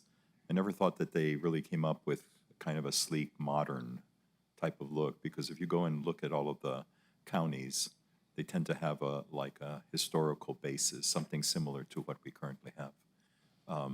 They came up with a design, but it almost looked exactly what Santa Fe had just shifted to. So it would be helpful, I think, for you to have a sense of what the rest of the state has in terms of symbols. And I know that we have it already, and it could be provided to you real easily, just so as we go forward, you have a chance to look to see what others may have changed to and what the symbol is for the other counties. And Madam Thank you. Chair, I'd like to, Commissioner. I'd like to add, if they have a seal and a logo, to provide us with both of those so we can kind of see how they're doing it. Not that we want to follow anyone, that's necessarily, but at least we want to kind of get some representation of our options, I believe. And I agree with Mr. Macias on that. Thank you. Thank you. Anything else, Commissioners? Ms. Skipper, thank you so much. Thank you. We will now move on to the consent agenda. Does any commissioner want to pull an item from the agenda or from the consent agenda to be discussed further? Madam Chair, I'd like Commissioner to have a Reynolds? discussion about items 5 and 9. I have questions. Commissioners, any other things that to be set aside from the consent agenda besides 5 and 9? Commissioner Sanchez is still out. All right, I'd like a motion to approve the consent agenda 3, 4, 6, 7, 8, 10, 11, 12, and 13. So moved. Have a motion by Commissioner Murillo. Do I have a second? Second. Have a second by Vice Chair Sheljo Hernandez. May I have a roll call vote, please? Commissioner Murillo, Yes. Commissioner Reynolds, Yes. Vice Chair Shelter Hernandez, Yes. and Chair Chaparro. Yes, motion carries 4-0. Thank you. We will now move on to agenda item number 5, the Sole Secure Procurement for National Fitness Campaign LP for the fitness court for use at the Vado del Cerro Community Center in the amount of $125,000. Madam Chair. Commissioner. I'd like to make a motion that we approve this, approve the sole source procurement of the National Fitness Campaign LP for the fitness court for the use in the Vado del Cerro Community Center in an amount of $125,000. I have a motion by Commissioner Reynolds. Do I have a second? Second. I have a second by Vice Chair Sheljo Hernandez. Any questions or discussion? Yes, ma'am. Commissioner Reynolds? Madam Chair, thank you. Ms. Wood, thank you for coming up. Yes, good morning, Vice Chair, Chairwoman, excuse me, Chaparro, or Chairman, I'm sorry, and Vice Chair Sheljo Hernandez and Commissioners. Yes, Commissioner Reynolds. Thank you very much. I was looking over this, and I noticed that we actually had an award of $30,000 as a grant, and I assume that this came from the National Fitness, let's see, from which the same company is providing the equipment. Am I correct? Yes, yes, Commissioner. Okay, so The how do- $30,000 was awarded. The total package, or the total project amount is the $125,000. It's 155, isn't it? I think the total is 155 is what I read. Yes, I'm sorry, $155,000. Okay. So, so we were awarded by the National Fitness Campaign LP a $30,000 grant, and now we're going to use the same company in order to provide the facility and build it and sole source to them, is that correct? Actually, the fitness court is the registered trademark, and the National Fitness Campaign is the only one that makes this kind of equipment to locate on Okay. premises. Okay, so my real question is, well, first, how do we get to that point? But second one is, where does the $125,000 coming from? Is this something we got with an ICIP? Is it coming out of general funds? Is it coming from reserve? Where's the $125,000 coming from? Some of the funding is coming out of the facilities and parks. Facilities and parks budget, and then the Health and Human Services Department is covering $50,000. Okay, so is this money that From we the actually health fund. budgeted already for this project, or is this just money we are moving from something else? It's money we've already budgeted for this type of procurement. Okay. Just, I wanted to ask the question because I don't know, I know we don't have a rule policy exactly to say we can't accept a grant from somebody and then sole source them. I don't know how our policy works on that behalf. Is there anybody can explain what our policy says about doing this? I can tell you, sir, that for the sole source procurement, I researched other fitness companies, and that none of them can provide the whole package that the fitness campaign does. And the city of Las Cruces already has, I believe we have 2 or 3 within the city right now. So this would be the first one that is placed in the county. And I know that the residents within Vado and Del Cerro are excited for this to be a part of their community center. I agree that it's a great idea. I agree that this is something we probably should be doing. I'm just curious as to what our official policy is as far as having somebody give us a grant and then turn around and single sourcing to them for an amount of this month, of this much. And I know you've done the research, which is good, so that shows that we have some justification. I guess is if we determine that this is the only equipment we can use to provide this at Del Cerro, and you've done the research and you figured out it's a single source, I guess we're kind of on the hook for it. We did post it. We followed the sole source procurement code for the state of New Mexico. There were no protests, so we can award to the National Fitness Campaign their registered fitness court. And Yeah, I saw that in the item that we did post it, and there were no objections to it from anyone else. And Correct. because the equipment's only available from them, then we. and for sole source procurement, actually, I believe only 3 quotations are required. And I was able to research and try to find 4 or 5 different companies that provide similar services, but none of them are to the level of the fitness court, which is a registered trademark and a sole source within the United States. Thank you, Ms. Wood. You're welcome. Thank you, Madam Chair. Thank you, Commissioner. Any other questions or comments? No, I just, Madam Chair, if I may, I'm really excited about this. I was able to go online, kind of look at what this all looks like, and I think it's going to be a great asset to Vado and the Del Cerro Community Center, and I'm really excited. It's going to look great. I'm excited to go down there and use it. Thank you. Thank you, Commissioner. Any other questions, comments? May I have a roll call vote, please? Commissioner Murillo, Yes. Commissioner Reynolds, Yes. Commissioner Sanchez, Yes. Vice Chair Shaldo Hernandez, Yes. and Chair Chaparro. Yes, motion carries unanimously, 5-0. We will now move on to agenda item number 9, award contract to the National Alliance on Mental Illness, Southern New Mexico, for additional services in the amount of $110,000. May I have a motion? I make a motion that we award the contract to the National Alliance on Mental Illness, I- NAMI, Southern New Mexico, for additional services in the amount of $110,000. I have a motion. Do I have a second? Second. Original motion by Commissioner Reynolds, second by Vice Chair Shaldo Hernandez. Questions, comments, Commissioner? Madam Chair, thank you. Ms. Wood, I didn't see anything in the documentation to support that actually explains what services that NAMI has provided in the past and what services that they intend to provide in the future, nor a reason for the increase in the funding by $10,000. Do you have any justification for this to show us what they've done and what services that they're going to be performing? The NAMI program, they have signature programs for mental health and mental health awareness. And so consequently, we've had the contract. This is actually a renewal of an existing contract that was awarded in February of 2022 through RFP 22-0010. I do not have the budget in front of me. I apologize, but I can get that information to you if it's important.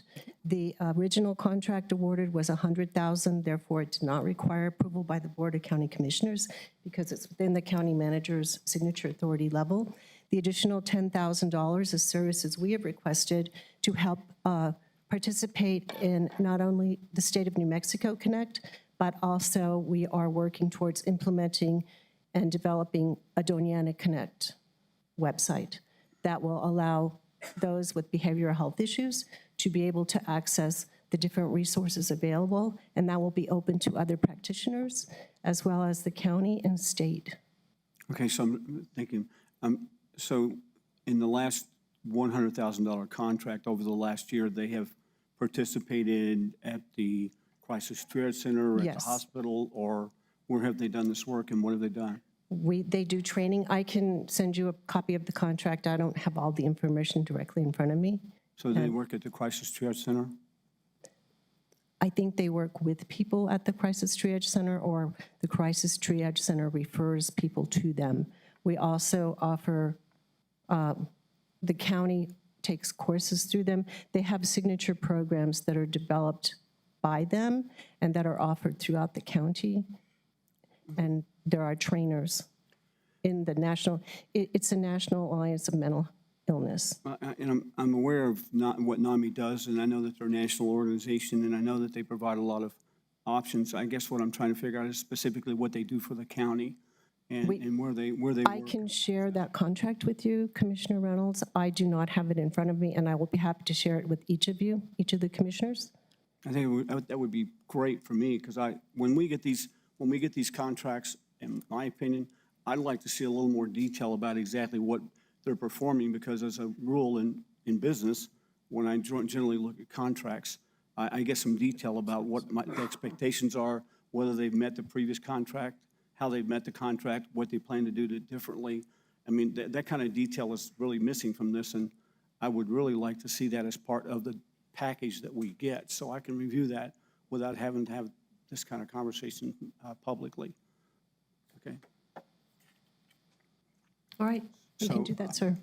But for now, I'm willing, I can share the scope of work rather than the full contract, whatever you would like. I'd like to see the scope of work and also the results that we requested of them last time, and how well they met the previous contract.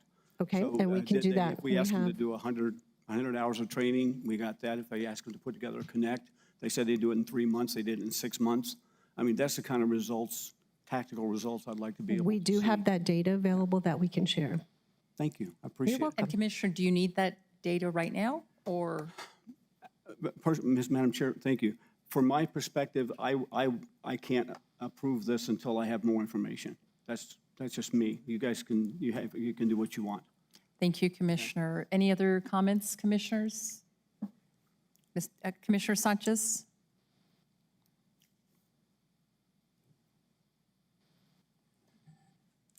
Sorry, I was having problems getting off of mute. No, I'm good, thank you. Thank you. Any other comments, discussion, Commissioners? Mr. Macias? Chair, forgive me, I didn't hear all of Commissioner Reynolds' issues. I'm having a discussion with Ms. Michael. This is a program where NAMI is contracted to provide peer services, counseling, and education classes to those individuals who have been identified with mental health-related issues that are exiting the detention center, exiting the hospital, and are participating in the assisted outpatient treatment program. You may remember that for a number of years, we were originally provided a substantial grant to basically work with the courts to help those that are dealing with both competency and other mental health-related issues. NAMI is the group that was awarded the contract to basically carry out this community education programming. And they, again, the standard contract has been at $100,000. The reason that it's here before the board is because they're seeking to have $110,000 to cover all of those costs. The only thing that I cannot tell you immediately is the number of individuals that have been processed through the variety of counseling options that NAMI has been engaged in. I'm not sure if Ms. Wood has that number. So, thank you, Madam Chair. Thank you, Mr. Macias. So are you telling, if I understand you correctly, you're saying that the treatment that was actually provided for these people that were in detention center was actually at the detention center facility? No, it's always outpatient. It's always after they've exited the facility, but they've been identified with individuals dealing with mental health issues. And remember, NAMI is an organization, they call it peer support because the counselors are individuals that suffered from the same kind of challenges that the individuals that are being brought into the program to be counseled. So where have they done this, provided this treatment at? What facility? Jamie. I believe they have their offices. Madam Chair, their offices are on West Griggs downtown. Do you know? Pam? But not all the services are provided in their offices. The peer support individuals can go to different locations to provide the services. Yeah, well, I guess part of the reason I'm asking these questions is because we already pay Recovery International $600,000 a year, $500,000 a year, basically to provide those same services at the Crisis Triage Center using peer support. So I see this as a duplication of effort. If we're already paying them to do it, and now we're going to pay somebody else to do it, so now it takes our costs from $500,000 additional each year to another $100,000 to provide the same service from two different organizations. And I'm just trying to figure out where the value is at, and who are we paying, and why are we paying two companies to do the same job? We only pay Recovery International for services within the detention center. This is for individuals who have left the detention center, and they have to have the continuum of support services. Recovery International, as I understand, is only within the detention center or is with the Crisis Triage Center. I apologize, Crisis Triage Center. Yeah, So those services are the 23 hours, and then they connect with other services and other providers that can maintain that continuum of care. Okay, I guess I'm getting really confused because if the Crisis Triage Center is supposed to take voluntary patients that come in there, maybe they've been in detention, maybe they haven't, okay? I don't think that they're supposed to be doing anything inside the detention center because they have a separate facility. They don't, I apologize, it's only the Crisis Triage Center. Secondly, they are limited to 24 hours, and they are supposed to be referred to other services outside the county, so outside the facility. So now, are we having the Crisis Triage Center refer patients to the NAMI organization that we are also paying for? Because Yes, again, that is only one level of referral because that that they still- have. that We still also goes have back to looking like contracts with duplicate other services. providers. But it still looks like we're providing the cost to support two different organizations that are both supposed to be doing the same thing. And it's additional cost to the county and the citizens. And why aren't we using other organizations that already have those facilities that are for-profit rather than us having to We create those? also, we have contracts with other organizations that provide support services for behavioral health and substance use disorders. We don't just contract with NAMI. Okay. So my confusion is, and Mr. Macias, you're welcome to tell me about all this, but my confusion is from the county's perspective, is it our responsibility to actually fund every organization that's going to provide these services outside of the detention center? And I mean, that, because right now it looks like we're expanding our support for these organizations. And is that really what we should be doing, or should they actually be getting funded by Medicaid, Medicare, and insurance that's actually providing those services instead of the county? And if that's our goal, to provide all this funding, then I think I'd like to see a more coordinated effort from the county to help us understand exactly what we're doing, when we're doing it, and why we're doing it, and why we have duplication of services between two different organizations that we support. And if I may, please, and just to clarify, what I understand from this contract is to provide services once individuals leave the hospital, the detention center, they have counseling. There's different types of counseling for substance abuse, persons that need that kind of counseling, different counseling for people that have behavioral health issues. And then there's also the problem with not everyone qualifying for Medicare or Medicaid or being able to apply for those services. So at least in my mind, and correct me if I'm wrong, this is kind of a safety net for some folks in our county. Am I correct on that? It's part of the continuum of care for those that, I mean, the providers will take insurance, Medicare, Medicaid, and we also have the indigent care that we are responsible for. And that is the payer of last resort for any type of mental or physical health. Okay, Madam Chair, if I may. Vice Chair? Oh, I think that was Commissioner Sanchez as well. Commissioner, When you have a chance, Vice Chair Sheldon Hernandez, if you'd like to speak, and then whenever I can, I just wanted to make sure that caught attention. Okay, perfect. Thank you. Thank you. Madam Chair, Ms. Woods, thank you. Commissioner Reynolds, I understand where you're coming from on principle about this contract, but at the same time, NAMI is an organization that it started out as a grassroots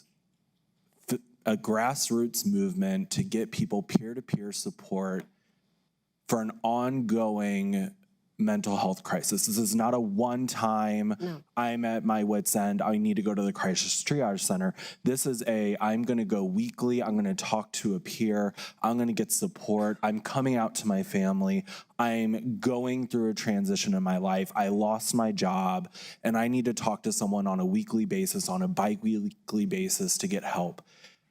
We should not be talking about mental health in this way. If we need to talk about the providers that we have here at a county, I think that's perfectly fine. That is another conversation that needs to happen.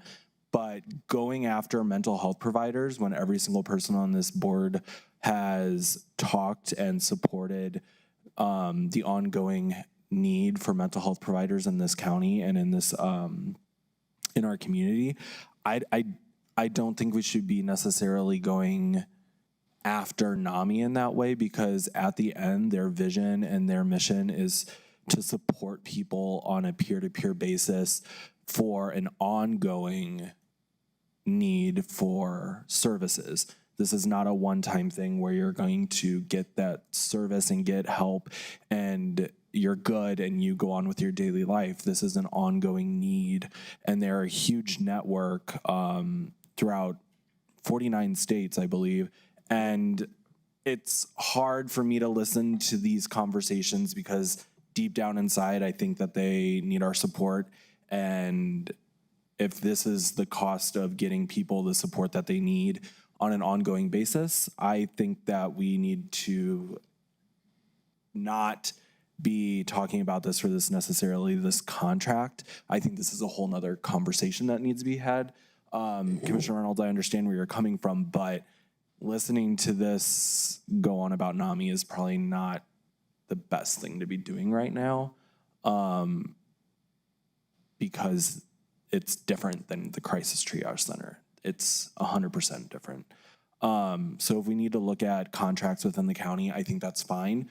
Let's put that on a future agenda and talk about that. But I think we need to get NAMI our support and stop the conversation about this particular one. I apologize. Thank you, Commissioner. Commissioner Sanchez.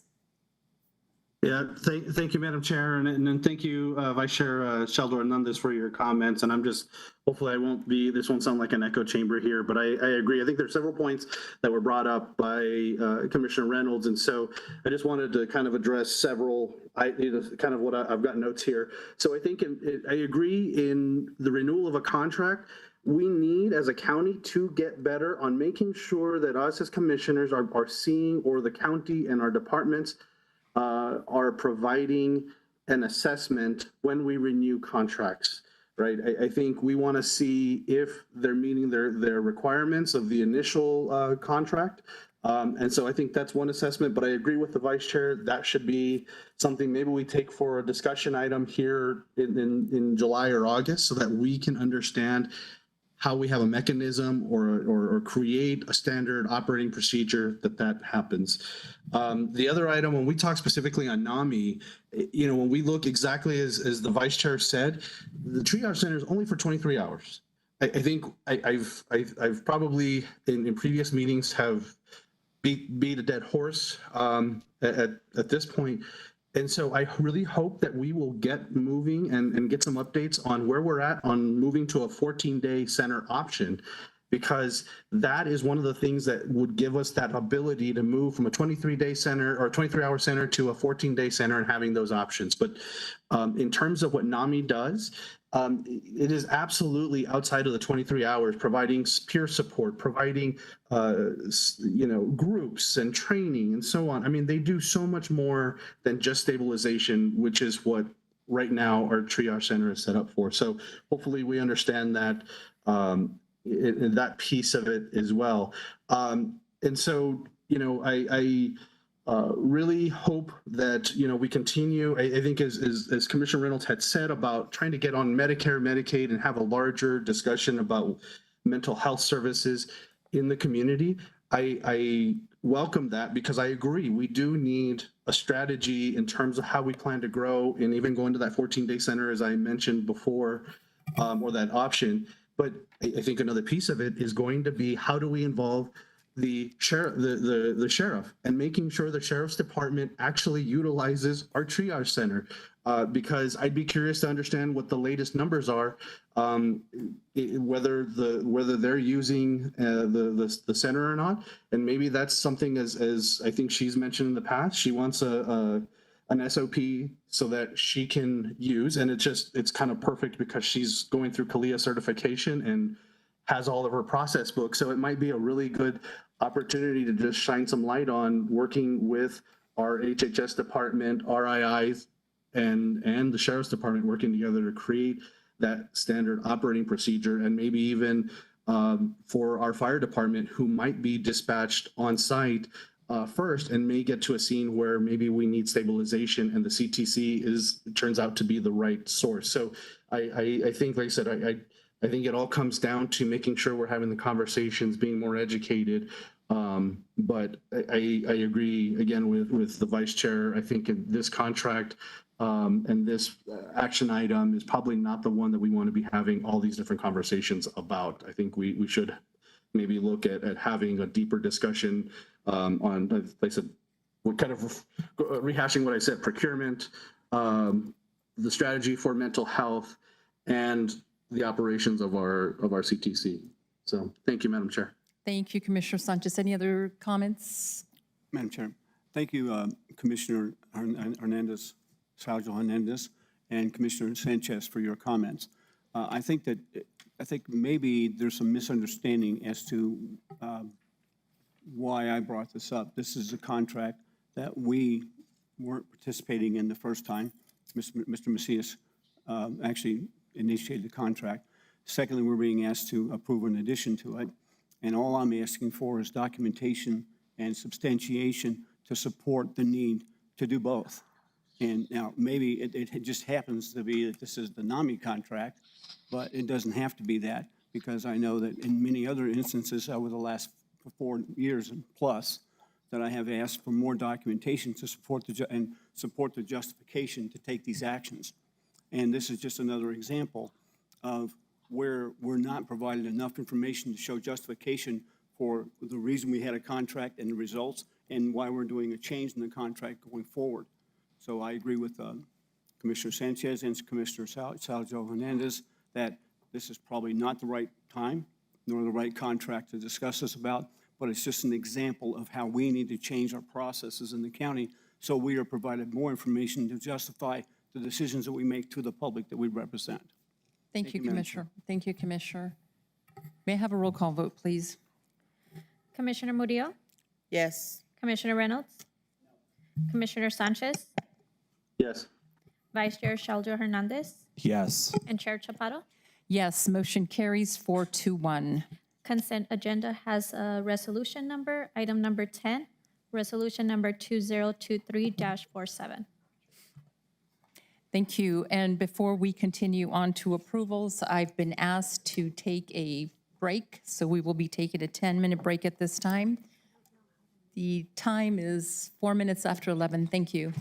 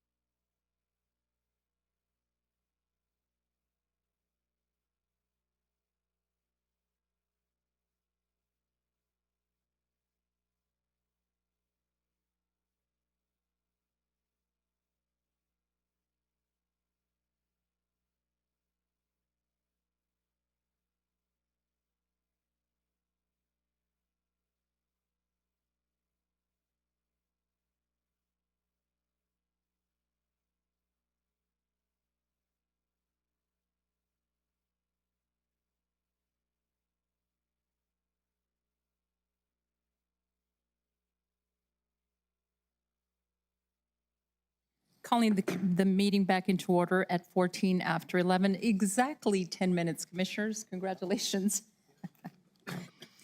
We'll move on now to approvals. Agenda item number 14, to appoint 2 members to the Doña County International Jetport Advisory Board. Good morning, Mr. Province. How are you? Good morning, Commissioners. Bill Province, Airport Manager. Today we will be appointing 2 candidates for the Airport Advisory Board. All are regular 3-year term appointments, and whose terms will expire in 30 June of 2026. There are 2 candidates who are currently on the Airport Advisory Board that have expressed the desire to serve another term, and there are 8 other candidates. And the executive summary that I just handed out has one addition to the list that was provided. I received it after the agenda closed, but it was still within the window that I had allotted for the application. So it was received on time, and that one is Griffin Allen. Madam Chair, if I could interrupt just for a moment. Of course, Mr. Macias. I'm not suggesting anything by the following remarks, but I was going to encourage the board just to take a couple of minutes to make sure that they've had a chance to review the information that was provided. Mr. Allen is here present in the first row. That information didn't get to you earlier. So I think it's important in terms of just a balance and a fairness to everyone to maybe just take a few minutes, look at this, and then also give an opportunity if any of the candidates wish to address the board before there's a decision, because you do have many, if not all, very qualified individuals. Ms. Kathy Hall and Mr. Elliot Warner are not present, but all of the other candidates are. So I think in fairness to anyone, it would be good, bless you. Bless you. Thank To you. maybe just do another courtesy review of the applicants before you and give any of them that wish to address the board that opportunity. Thank you, Mr. Macias. May I have a motion so that we can start discussing and reviewing? I don't think you need a motion, because actually the motion is the appointment of individuals, and that you haven't determined yet. It is by vote. You Well, have I to vote, understand that, but don't we need a motion to proceed? Okay. No. Thank you for that. Commissioners, we'll take a few minutes to go over what is provided in our executive summary. And then I will be calling up the candidates one by one. So we'll take a couple of minutes for that.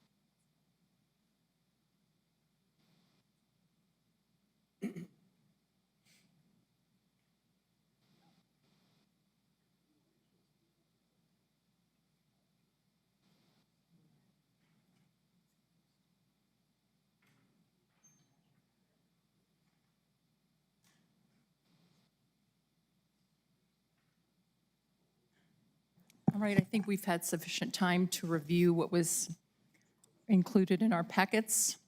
And so what I'll be doing is calling up individuals one by one, give you a minute or so to introduce yourselves and to very quickly state what you think is important about yourselves. Mr. Ralph Richards.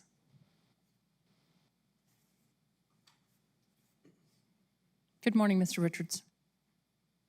Good morning, Madam Chair, members of the commission. I'm Ralph Richards. I've been a resident of Doña County 50 years later this year, and I've also been an attorney for 50 years, September of this year. Presently, I'm here asking you to reappoint me to the Doña County, or actually it's the Doña County International Jetport Advisory Board. We are strictly an advisory board. We do not approve contracts. We don't make policy. Our role is to provide input to the county and Mr. Province and Mr. Young from the users of the airport, and to provide information back to the users from management about what is going on at the airport.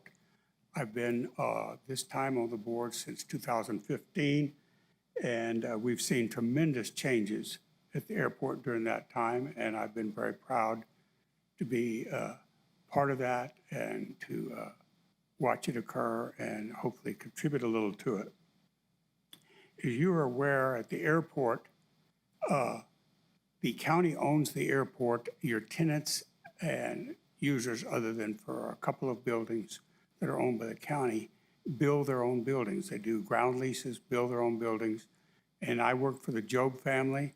We have a number of hangars and facilities out at the airport and are very interested in it, and they have a very sizable investment and commitment and have a number of aircraft there. I also am very acquainted with some of the other users and have a good relation with them, and I think I'm a good person to provide communication from the users to the management. So what I'm here asking you to do is to reappoint me for another term. My experience as an attorney, I've dealt with real estate for 50 years, real estate development, building. At Job, I'm involved. I'm Vice President General Counsel of Job Materials. We provide concrete, asphalt, and materials. So I'm very familiar with the building industry and the building trades, and we see a lot of that at the airport. We're hoping in the immediate future sometime to build a crosswind runway, which will be the largest investment that's been made at that airport since it was started. But that's just some of the experience that I bring that I can make a contribution, and I would like to serve another term. Thank you very much. I'll answer any questions you might have. Thank you, Mr. Richards. Do the commissioners have any questions for Mr. Richards? Commissioner Sanchez? No, ma'am. Thank you, Madam Chair. Thank you. And Commissioner Sanchez, just feel free to just jump in anytime you'd like, since I can't see you. Sounds good. Thank you. Thank you. Mr. David Armijo? Good morning, Mr. Armijo. Good morning, Commission. Thank you very much for this opportunity to speak. I know a lot of you know a little bit about me because I serve as Executive Director for the South Central Regional Transit District. I'm also a longtime resident of Doña County, living in Las Cruces.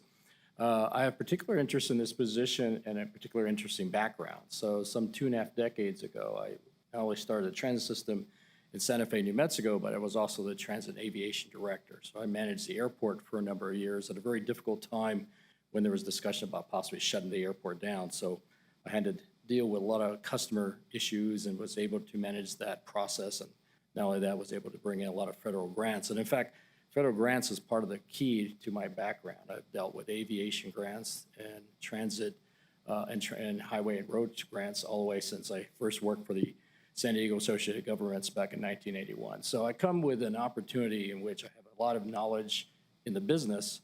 I have been an airport manager for a period of time.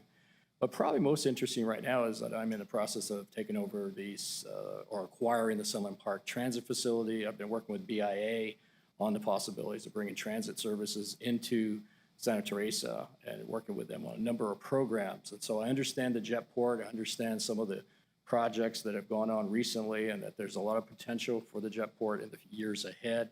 And I think that's probably one of the most critical parts of the southern part of the county and where that would go. So I think being on this board would be a great opportunity for me to share my experience and help work with the staff on where where they want to go, but also probably to bring some technical expertise and maybe local knowledge to that area. And I would be more than happy and honored to have that opportunity. So thank you very much for giving me this opportunity to address you this morning. Thank you, Mr. Armijo. Commissioners, any questions for Mr. Armijo? Thank you. Robert Coleman. Good morning, Mr. Coleman.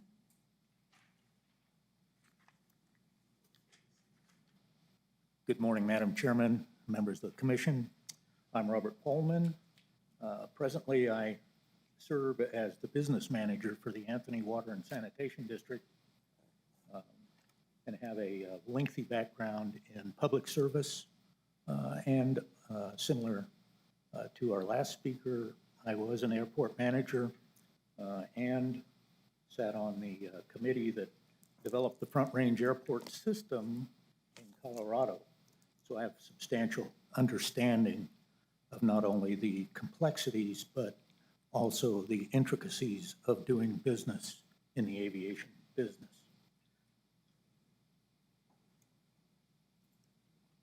I think it's important to be successful in carrying out our functions at the jetport. We must be problem solvers, intellectual visionaries, and opportunists with an unyielding focus toward customer service. To accomplish such lofty expectations requires that we coordinate our processes, community-based planning, budgeting, information, and other resources toward the continuous improvement that can be measured in the progress in a meaningful and objective terms. The direction requires efficient, effective, and determined communication, openness, feedback, and attention to the needs of Doña County and southern New Mexico. I commit to the open conduct of affairs, to be conscientious and vigorous in my board residency, should I be chosen, and refine my skills, recommitting every day to protecting and investing in our customers.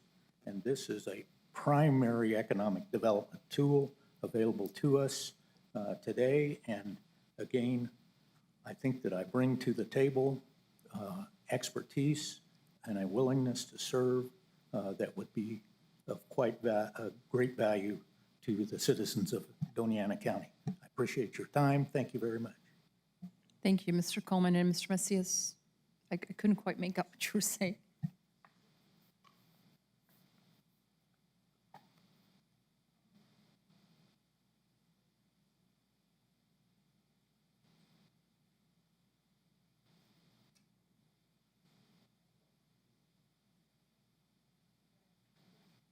And I apologize, I'm just calling people not in any particular order, so it's not in alphabetical order, it's in a list that makes sense to me.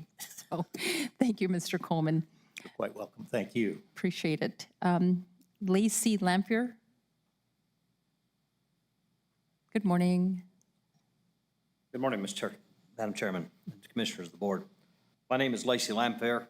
I am a resident of Doña Airport for some 18 years as a private pilot. I have been involved in the aviation industry for actively for about 40 years. We have a series of developments in the Doña County, large developments in that region adjacent to the airport, and we recognize and understand the importance of the integration of the Doña Jetport and its influence in that zone. And we believe that there is much to do there and much opportunity and much value for the county of Doña and the surrounding residents within that region.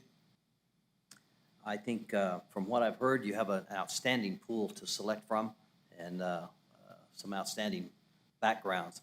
I don't bring the interest or the intent of a of a governmental or previous experience. I bring the private sector component to it and the position of the general aviation.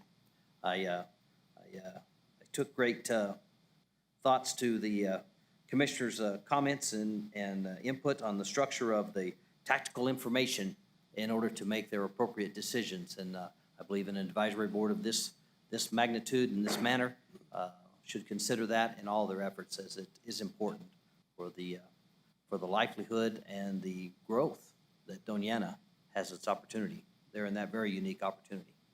I stand ready for any of the commissioners' comments or questions they may have. Thank you. Thank you, Mr. Lampier. Commissioners, any questions, comments?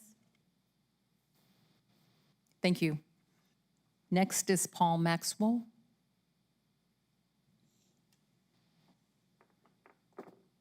And it's still good morning. Yes, good morning, Madam Chair, members of the commission. My name is Paul Maxwell. I'm been a resident and worked here in Doña County for going on to 15 years. Bought a house in Santa Teresa back in 2005. I'm a private pilot. I own and operate a aircraft out of the airport in Santa Teresa. I earned my pilot's license at Santa Teresa from Gene's Flight School. I saw the opportunity to do that when I had the chance to head up a binational organization that operated, I headed up, called the Binational Sustainability Lab. Our job was to try to create economic opportunities in the border region, both in the U.S. and Mexico, throughout the border. And being able to fly was an opportunity for me to both travel in Mexico as well as along the border region and trying to help develop the economics using technology is what we were trying to do, trying to create the new Microsofts, if you would, within our region. I can't claim that we got Microsoft to show up in our backyard, but we had a lot of good opportunities in working with Mexico and our fellow Texans and folks in Arizona and California. What I've discovered with the airport is, one, not only I learned to fly and enjoy something that's been a life passion of mine to enjoy flying in the skies around the Southwest and in Mexico and elsewhere, but also an opportunity to see how important Santa Teresa Airport is to the economic strategy and development for our region. It's a hub of commerce. We've got the railroad there. We've got the international port of entry there, and the jet port itself is a element that's key to our economic and trade development in this region. And I recognized that then when I had my offices stationed in Santa Teresa, and I recognize that today. Now, I've served on a number of boards, both in Texas, New Mexico. I've got a technical background, and I've served in various capacities. I would like to take that experience, bring that experience to the advisory board at Santa Teresa, and hopefully move us into the next decade or two of growth and development that we need in this county and in this state. Thank you. Thank you. Any comments or questions, commissioners? Thank you, sir. Thank you very much. Elliot Werner. He's not here. Thank you, Bill. Mr. Griffin Allen. Good morning. Good morning, Madam Chair. Good morning, Commissioners. My name is Griffin Allen, and I appreciate the opportunity to augment my written application with just a couple of points. The first one has to do with capability, and that speaks to my previous experience in a position of high visibility and accountability similar to the airport manager as a public employee subject to a board where I'm responsible for capital expenditures and projects as well as ongoing operation of public assets. And that comes in experience with Dallas's public healthcare system and their construction of a $2 billion hospital. And so that, I believe, offers some relevant and transferable experience, as well as the fact that as a management consultant based in Las Cruces, I work with metropolitan planning organizations and help them with the allocation of federal funding, $1 million plus level, for infrastructure and capital projects.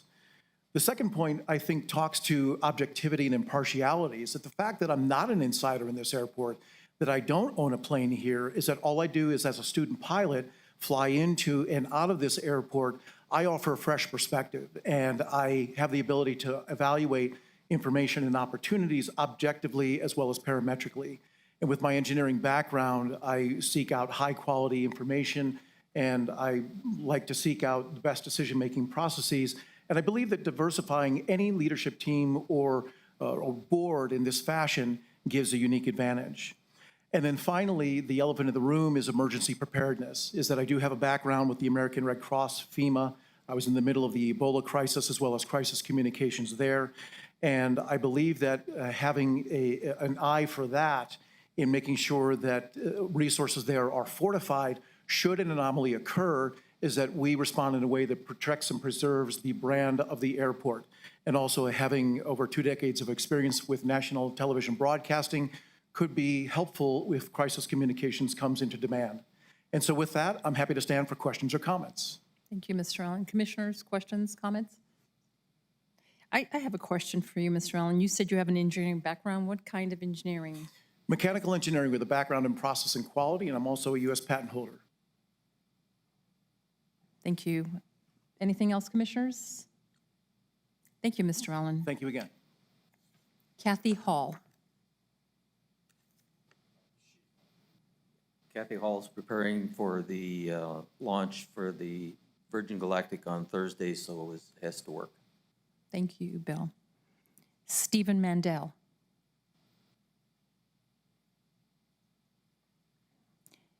Pete Schnettler. Did I pronounce that correctly? Schnettler. Almost as hard as Chaparro. Madam Chair and Commissioners, thank you for having me here today. First of all, I am not a licensed pilot, but I have 2 brothers who actually are pilots, and I've spent countless hours in the cockpit with them, and I have a pretty good understanding of what it takes to make a successful and safe flight, both in terms of flight planning and filing, navigation, communications with air traffic control, as well as understanding the mechanics of performing instrument landings. I have read the Jetport Master Plan and understand the goals and why they're important for the future of the Jetport. Before I retired to Las Cruces, I worked for Microsoft advising their customers, so I do have experience with advising on various solutions for business problems that may have had, and really being able to identify goals with technology.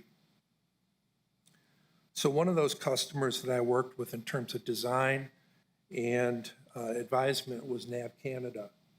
Now, NAV Canada's responsibility, along with the FAA, as well as with European aviation, is to manage the flight plans as well as monitoring of flights across the North Atlantic.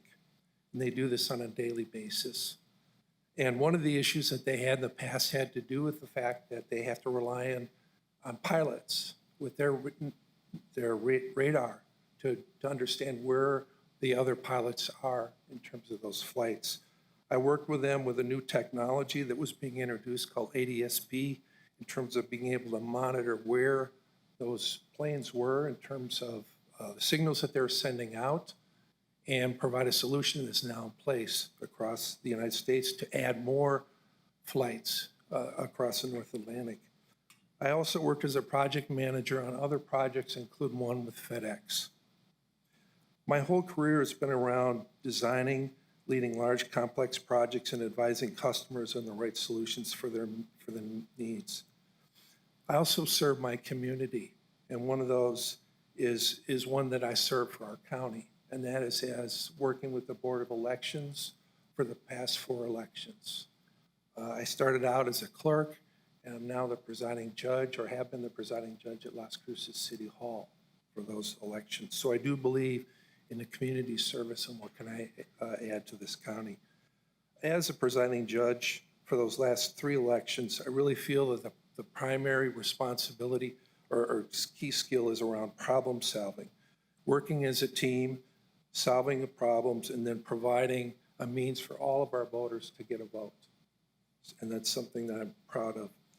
And this is also a skill that I had as well as a project manager. I hope you give me the opportunity to serve the county again in that position. Questions? Thank you. Any questions, comments, commissioners? Thank you. Sir. All right, commissioners, you do have a ballot form that was placed in front of yourself. Del? Yes. You're doing well with the ballots. Yep. If you would vote for 2 in the first round, if there is a tie, you will vote to break the tie only, not for everyone else again. Thank you. And then we have Commissioner Sanchez, who's on the phone. Would he be able to text his vote to you, Mr. Macias, either Mr. Macias's? He certainly can, and again, the vote is a public vote, so the individuals that you vote for are announced in terms of each individual commissioner. Of course. Commissioners, I'll give you a minute or so to look over your ballot and your notes.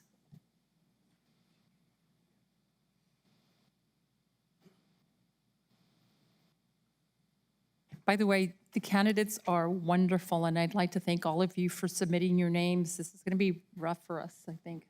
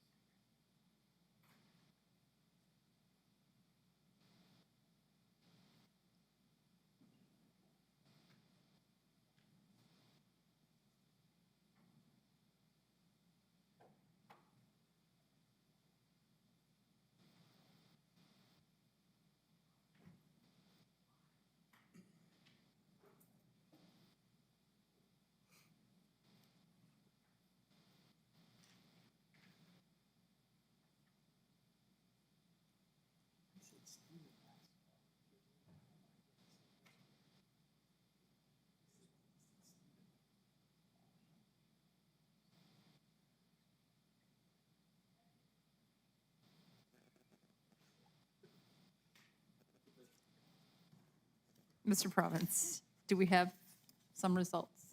Oh, we're still waiting.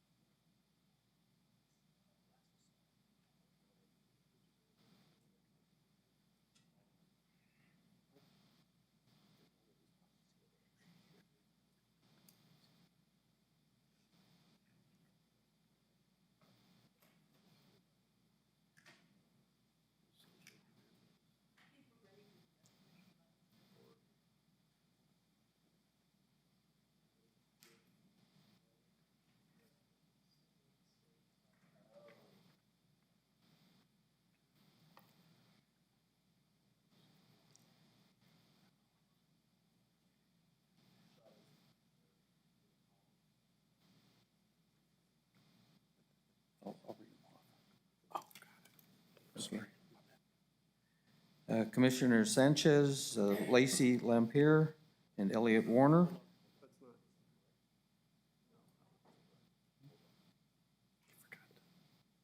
I'm sorry.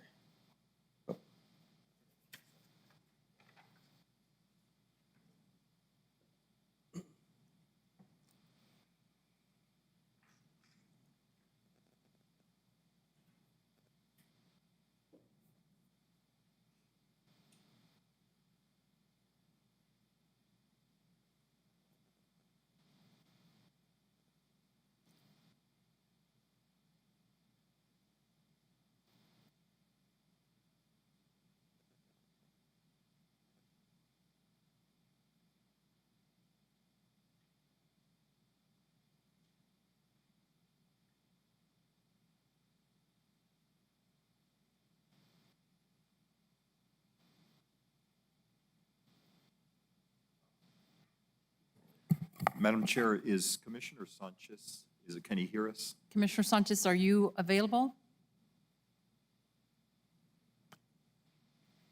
Seems not. Yes, I can hear you. Oh, great. Nelson is trying to reach you.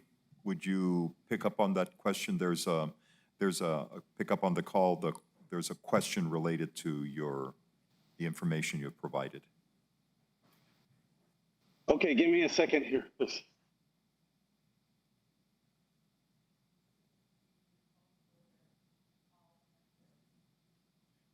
He has 2 lines we can call.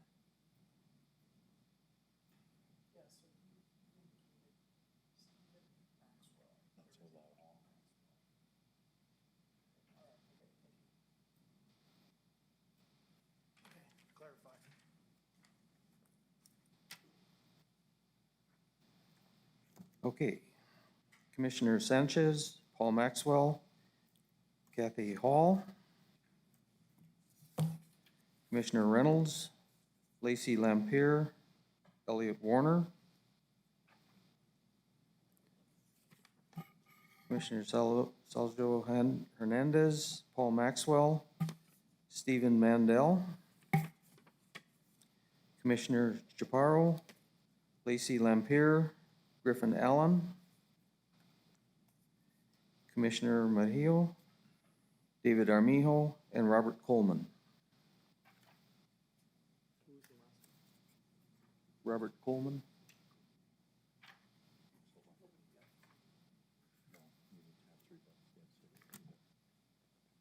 Mr. Macias, if we don't have a majority, I think we might No. have a majority vote on one, but No, each candidate has to receive 3 votes from the commission to be appointed. It's a majority decision of the commission. So Here we if go again. everybody's spread out, then it's those that go to the next round or those that received at least 2 votes. how many do we have that received at least 2 votes? Well, let us see.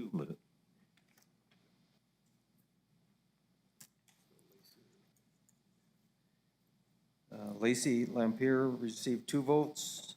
Paul Maxwell received 2 votes. Ellie Warner received 1. Robert Armijo 1. Griffin Allen 1. Robert Coleman 1. And Kathy Hall 1. So taking that into consideration, my suggestion is that all of the candidates, basically, you have to vote again and see if that Thank you. reduces it. Because you only really have 2 that received 2 votes. It's not a majority. So it would be a second round of balloting, and everybody's still in contention.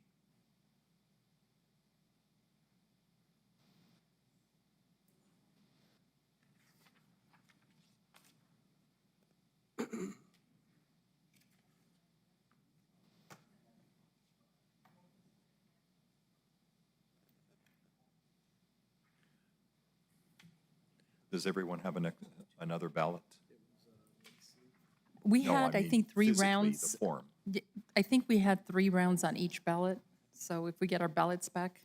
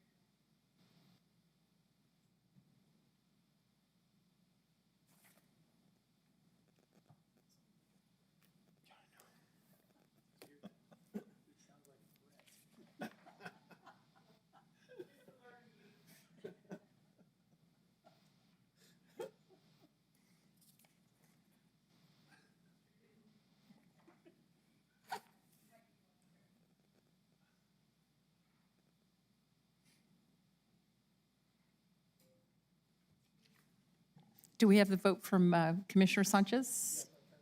Thank you.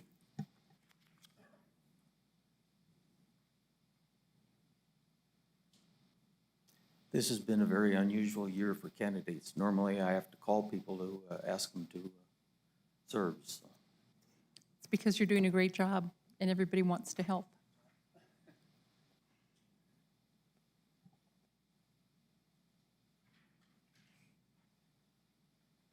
I would like to believe that. Commissioner Reynolds, Lacey Lampier, Steve Snetler, Commissioner Murillo, David Armijo, Griffin Allen, Commissioner Salazar Hernandez, Lacey Lampier, Paul Maxwell, Commissioner Chaparro, Lacey Lampier, Kathy Hall, Commissioner Sanchez, Lacey Lampier, Paul Maxwell. Well, it seems that at least one candidate has 4 votes, and that's Lacey Lampier. Am I correct? But let us, And so there's, I think, another candidate that has 3 votes. I didn't count any other candidate that has 3 votes. No.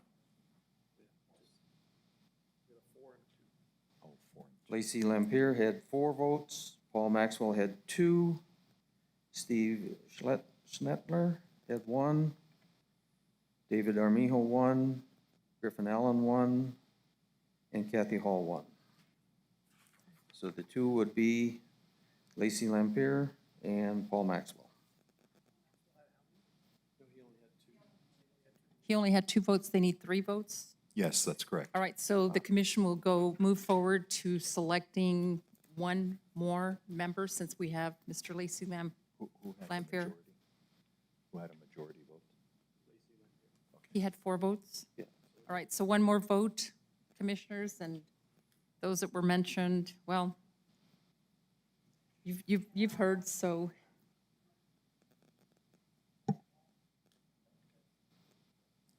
Let everybody else stand. 1 more vote, commissioners. Everybody else. And vote for only 1 person, please.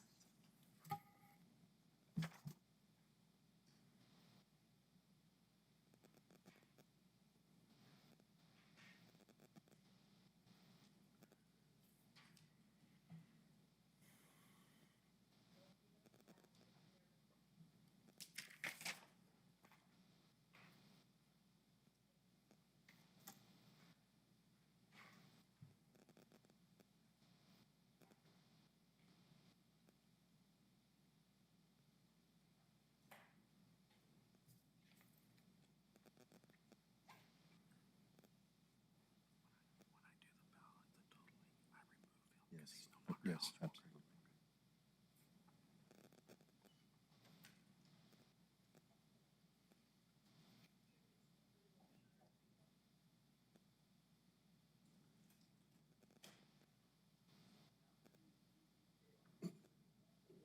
One.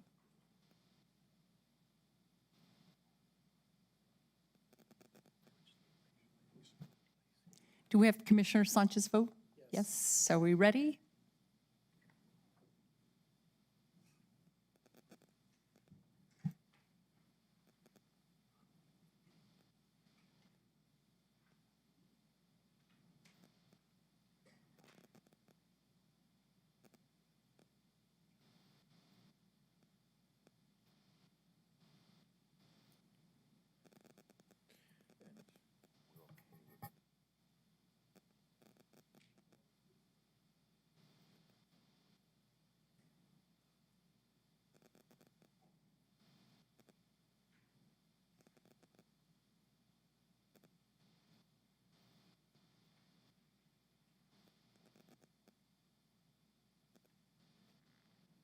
Okay. Commissioner Murillo, David Armijo. Commissioner Reynolds, Paul Maxwell. Commissioner Chaparro, Griffin Allen, Commissioner Saljo Hernandez, Paul Maxwell, Commissioner Sanchez, Paul Maxwell.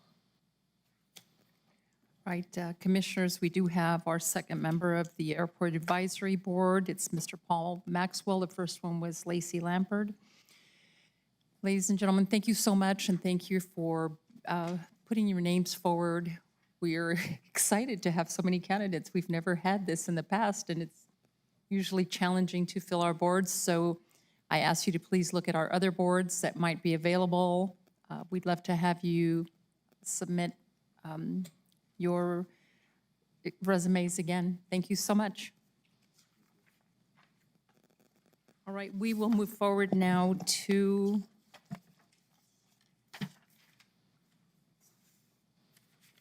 agenda item number 15, first amended joint powers agreement for joint water and wastewater operating authority between the City of Sunland Park and the County of Doña, New Mexico, and joint powers agreement between the City of Sunland Park and the County of Doña for the regulation and administration of land use in the Sunland Park extraterritorial zone. May I have a motion? So moved. Have a motion by Vice Chair Shelter Hernandez. May I have a second? Second. I have a second by Commissioner Murillo. Mr. Gooden. Madam Chair, I'll defer this to the county manager. Madam Chair, as the commission knows, there exists a joint powers agreement with the City of Sunland Park related to the operations of CRUA, or the Regional Water and Wastewater Operation. The current JPA expires in 2029. There's been some concerns and prioritization of trying to either extend, modify the current agreement.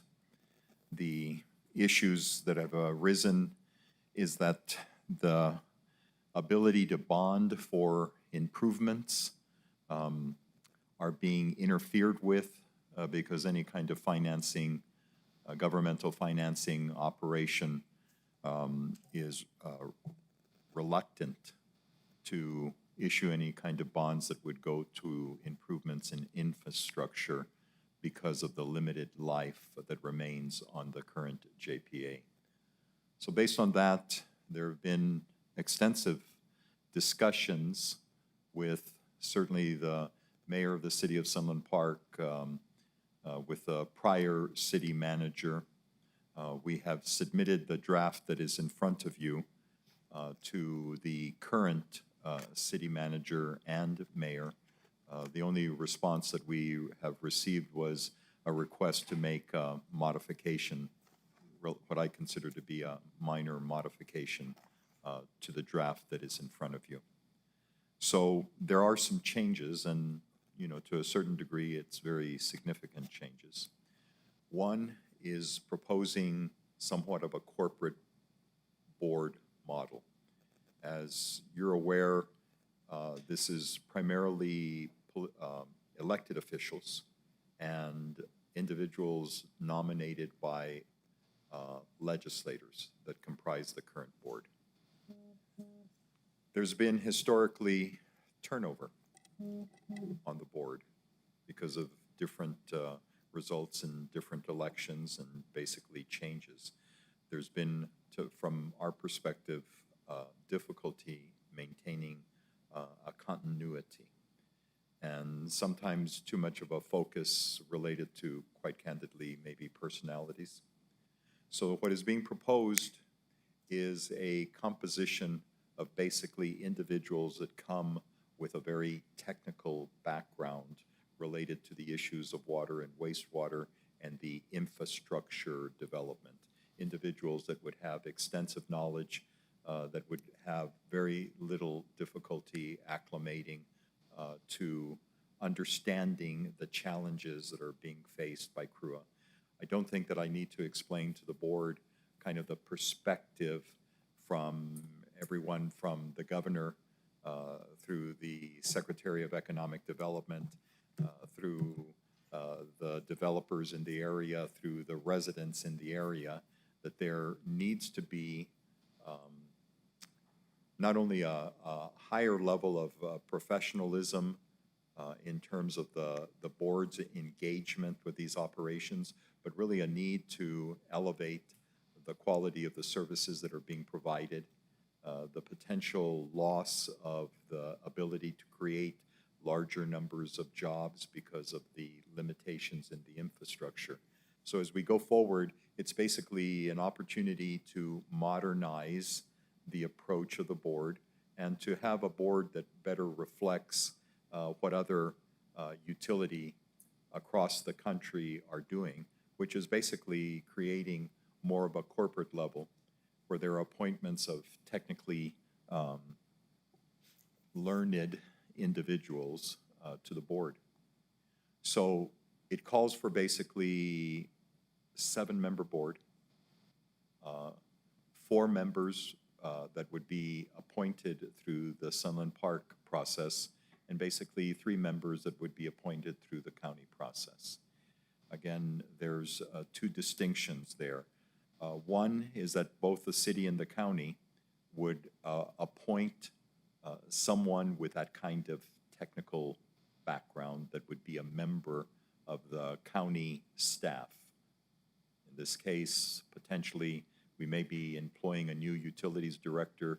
You've just met our facilities director who comes with, some substantial experience in water and wastewater and basically construction. So it would be individuals like that that have an automatic appointment. It would have to be made by the commission, but basically that's who you would be looking for in terms of designating to serve. There is a difference. Historically, there has been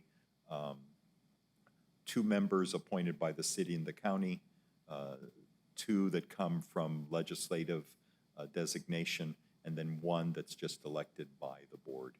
Here, we're also asking that the city and the county, but more the city, agree to relinquish any planning and zoning responsibility to that area of CRUA that is outside of the city limits of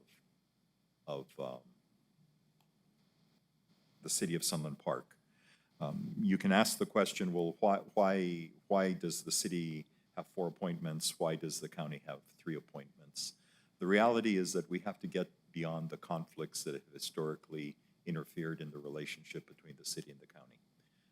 We shouldn't fear a technically astute board, but we should give the city of Sunland Park, from management's perspective, the ability to feel that it will not be necessarily dictated to, that it will have the ability to appoint individuals that they designate have this kind of background, and that it's not some attempt on the part of the county to circumvent or to somehow gain control of the development in that respective area, that it won't be one of a neutral position. It is important, and it has been a goal of the county commission, beginning with at least my arrival into the position. Commissioner Garrett at the time, who was an appointee, was trying to make some headway in terms of the county being able to apply the Uniform Development Code into that area, because it is currently operating under the old county planning and zoning scheme. And we have fewer and fewer individuals who have a background in that prior plan. And this would allow uniformity throughout all of the unincorporated area for the application of the Uniform Development Code. Those are, to me, the 3 big changes within the document: a different approach to the planning, to the composition of the board, a different division of who is the appointing authority, and basically a relinquishment of potentially the city's extraterritorial zoning authority, so that the county basically has the ability and the security of knowing that its planning and zoning processes will basically stay in place without a duplication of that planning and zoning authority. This, I'm hoping, and I cannot represent to the board what the position of the city is. In fact, I would have to rely on Commissioner Chaparro and Commissioner Murillo to, share a perspective. My sense is that from a management level, and at least in discussions with the mayor of the city of Sunland Park, that they were in agreement with the way that we've drafted, or the way that we're presenting this draft to the board. And so I'm happy to respond to any kind of questions, but those are the major changes within the existing document. It is important, and there is a sense of urgency, and Mr. Westmoreland is here. He can certainly convey that to you, that we're at a standstill with the ability to pursue all of the potential financing options because of the, in terms of bonding authority time that's necessary, we're hampering the ability because there's only 5 years left on the existing JPA. Thank you, Mr. Macias. And first of all, I'd like to thank you, Mr. Macias, because you've made it a lot easier for me to sit on the CRUA board. Also, Mr. Westmoreland and Mr. Lopez, they have been, the three of you have been invaluable to this commissioner. And I'm very, very grateful that Commissioner Murillo is also on the CRUA board with me because we're able to bounce ideas off each other. What we have learned throughout the time that we've served on the CRUA board, and Commissioner Murillo, jump in on this one, is there is such a huge turnover all the time that by the time we learn what's going on, another commissioner is appointed, another city council person is appointed, or another board member is appointed. So there is no continuity. And it makes it very difficult for CRUA to operate and to provide wastewater and water services to the residents that so deserve it. We've been very, very fortunate that we've had a board that has come together in the last 2.5 years that I've been there. Would you agree, Commissioner Murillo? Yes, Madam Chair. I think what we've had, the issue has been is we have a new board member coming in or a new elected official, commissioner coming in. And it's difficult because of the language and the technology or the technical language on some of these documents. It's hard to understand. So, the training that we have to have, and I think that it's better having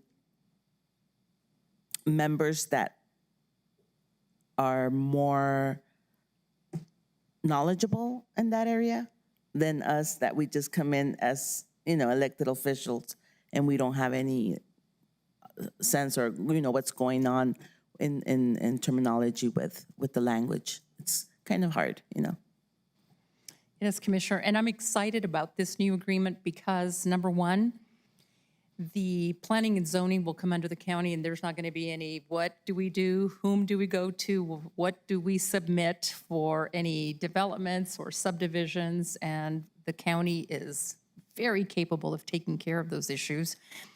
And for those that are maybe questioning the 4 members to the city of Sunland Park, well, they have most of the infrastructure in their city, and they should have a say about what happens in their city.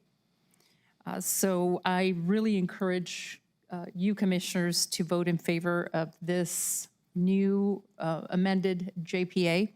I think it will take us into the future. We've been pushing for this, or at least I've been pushing for this at least 2 years, and thank God we've finally gotten here. I know Mr. Westmoreland is tired of hearing me talk about this new JPA, as is Mr. Macias. So I'm very, very excited. I'm very, very happy. And I believe that the residents in the CRUA area will be much better served by this change. Any other comments, commissioners, questions? Commissioner Sanchez?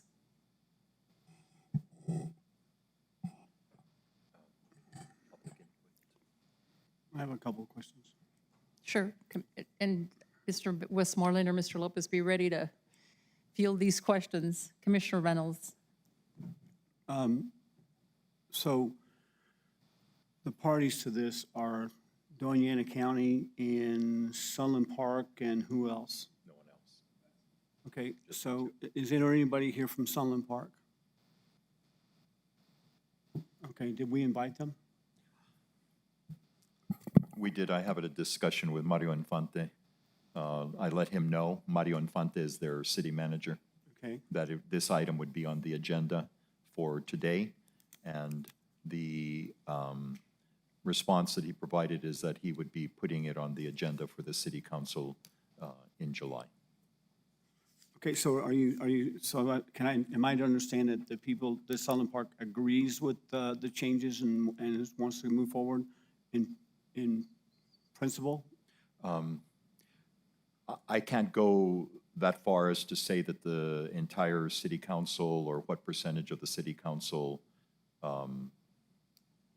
endorses this. What I can represent to you that over the course of the last year and a half, I've been in a series of meetings with the mayor of Sunland Park, originally with the former city manager, and that this is the substance of the agreement.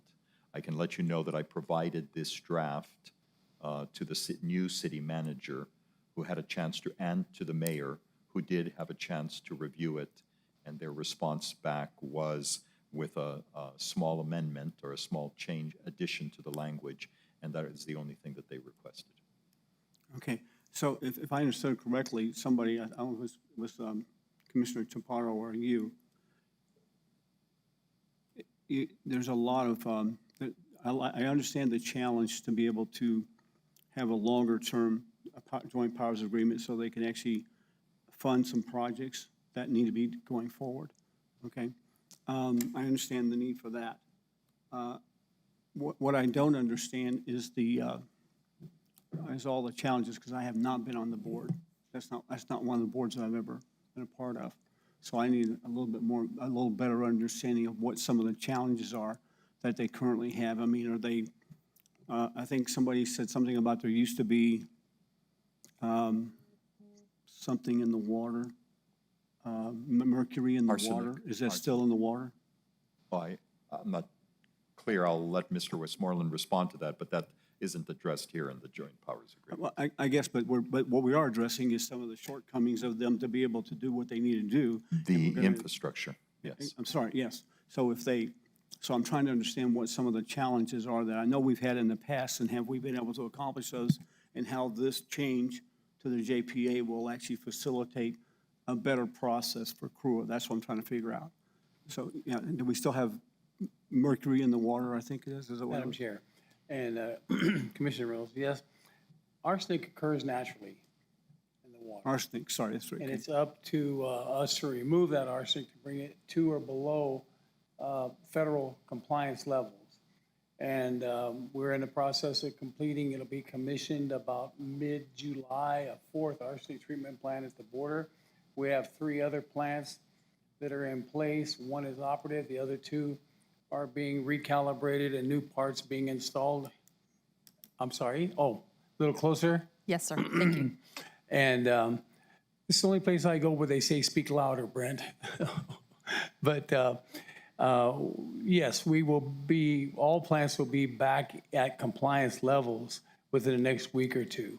So during post-supply COVID, the supply chain was such that the parts we needed to fix the repair, the arsenic treatment plants took a year to get them in from overseas. And so that hindered our ability, but we have them in. They're being calibrated, like I said, and being commissioned and brought online. What Mr. Lopez, if I may elaborate, excuse me, Mr. Macias. I accused you of being Mr. Lopez. We're close enough. When he refers to bonding, that's correct. Also, we are unable to apply for state funding, Colonias, et cetera, pending the renewal of the JPA. because there is a loan component associated with those loans, those grants rather, that extend out past 5 years to 20 to 25 years. So we had been prohibited from the state for applying for any of those until such time as the JPA was extended, which of course is largely why we're here today. And I want to say I appreciate this. It will put CRUA's ability back in motion again to acquire grant funds to rehabilitate and upgrade existing infrastructure. How profitable are you right now? I mean, are you able to have additional capital in order to make these investments? Is that what you're struggling with? Or, because the reason I ask that is, aren't you responsible for the Santa Teresa Border Industrial Association area, the development there? Yes, as well as the Port of Entry area and all of Sunland Park. And we do have cash reserves. We do our best to maintain those in reserve as required and garner grant funding to offset the needs, the capital improvement needs for CRUA. Okay, so do you have a major plan for the whole area? I know I saw Yes. I saw like a 2011, 2012 plan for the Santa Teresa area. Will this change that plan, or is this part of what you need in order to accomplish that plan? Well, all the above. The ICIP has been upgraded and being submitted to the state as we speak, I believe today or tomorrow. And it encompasses all of the infrastructure projects we've identified within the city limits of Sunland Park, as well as the West Mesa Industrial Park developments and the border area. Okay, so what are your biggest challenges going forward? If we continue to grow down there, what are your biggest challenges? Oh, just generally speaking, water and wastewater issues both, and staying ahead of the curve, if you will, on development. As it relates to the West Mesa, we've got additional water tanks being, we have the funding for this being designed. It will be constructed, a minimum of 1 million gallon elevated tank, and numerous other wastewater treatment projects down in Sunland Park area. So what is your estimated need monetarily right now? Oh, right at 22 million. Okay, and if we do this, how will that will help you to be able to get grants? Or Yes, this is a step-by-step action with regards to a grant application. Okay, how about expanding the board? How will that help? I'm sorry? How about expanding the board? I think we're talking about 3 additional seats on the board. Actually having the, like you mentioned, Madam Chair and Commissioner Murillo, the revolving door effect of the various elections create an unsure environment and less than a learned environment typically, in so much as there's not water operators, wastewater operators, engineers, et cetera, on the board. So as Mr. Macias mentioned earlier, that would go a great ways to helping CRUA maintain a consistent board and decision-making process. Okay, so by putting somebody that's a permanent employee of the county on the board? No, I don't believe we envision them being employees of the county. Mr. Macias? No, Madam Chair and Commissioner Reynolds, there's not an expansion of the board. Yeah. There is a change of the kind of representation that you have on the board so that it becomes less political and more technical. There would be, yes, and of Sunland Park would have 4 appointments, the county would have 3 appointments, but each, both the city and the county, would appoint someone from within the county structure that meets the technical requirements to sit on the board. Yeah, That's why I mentioned earlier, in our case, the natural candidates would be either our facilities director or utilities director, who already come very well versed in the subject.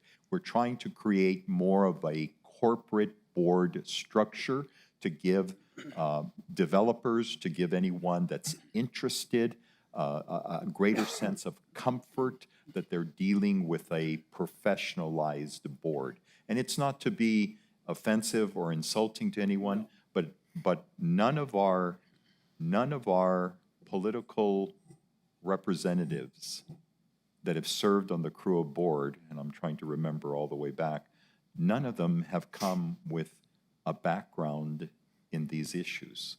And it is becoming an impediment to development. Yes. And the infrastructure is becoming an impediment. There are companies that are choosing not to locate there because they don't have the confidence in the availability, the strong availability and consistent availability of water and wastewater. You have lines that break while companies are needing water to prepare their sites. And so then we're having to respond in makeshift bases until we can make additional repairs. That system needs millions of dollars of investment in order to really make it supportable to the way we're marketing the entire area. I agree with that. I know that there's a lot of needs in it with the growth that we're doing. And I'm just wondering if this how this impacts that, that's all. To make sure that we're doing the right thing and not just doing a change because of the timing. Since the timing is for 2029, getting grants and stuff like that, extending the JPA agreement, is that the only thing that we need to do with this, or are there other things we need to actually address as part of this? And that is the requirement for the technical people being more business-like. That's why I'm just making sure that this accomplishes what we need so we don't have to go back and do it again. That's all. Madam Chair, it certainly positions us to do that. But again, those are the responsibilities of the CRUA board. Right. That's why you really need the technical people that come with that expertise, that can work with management and really plan out. This is an effort to modernize a JPA that was created back in 2009. 2009. Yeah, I think it's January 19th, 2009, if I'm looking at the right. So this is what takes you from 2029 to an additional 20 years. And if I may, Commissioner Reynolds, I've been on the board for a little over 2 years, and I know that it's been challenging when I've had a couple of conversations with Mr. Lopez recently regarding explanation of technical data, and Mr. Westmoreland with the explanation of technical data. I find it challenging sometimes, and I have a little bit of an engineering background, and I know that Commissioner Sanchez has an engineering background, and he was served on the board in previous years, but it is difficult when a board that needs this technical advice to just be lay people, pretty much, and political appointees that just will be changed within a year, and by the time you catch up, you're on to another board, or you lose an election and you're no longer a commissioner or a city council person. And Madam Chair, if I may elaborate, Mr. Lopez just informed me too that the city of Las Cruces went to this method in recent years to create a more stable environment and consistent environment rather than it being a political revolving door, if you will. Thank you. Any more questions, Commissioner Reynolds? One more. Sure. So if we approve this today, this is all the approval that's necessary in order for our part to be done to approve this JPA. And then if Sunland Park approves it, then it's done. We don't have to do any kind of public announcement, public comments, or anything like that on it. No, we don't. But again, remember, there could be additional discussions or negotiations once it would go to the full city council. And if there would be anything of significant change, then it would have to come back to the board for additional discussions as to whether the board would be willing to accept any. I'm just trying to anticipate. Right now, we have drafted something that I have been led to believe certainly is endorsed by the mayor of the city of Sunland Park along with the city administration. Well, this document is like 24 pages, and because it wasn't highlighted in red, the changes that were made, I wasn't able to get through all of it to determine exactly everything that was changed.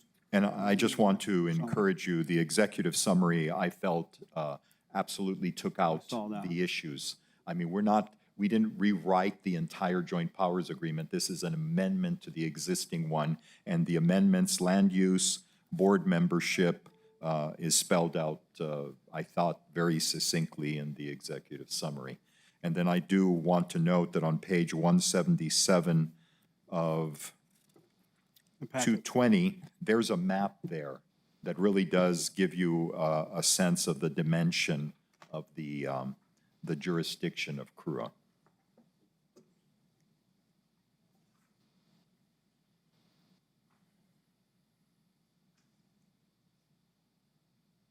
And I do just want to note for the record that La Union sends its effluent down to CRUA to be treated as well. So it really is it really is beyond just the immediate area of Sunland Park. But this was, I think, a very innovative approach, but it's now an attempt to kind of modernize the direction that it can go in. Okay, And more importantly, return to the county its planning and zoning jurisdiction.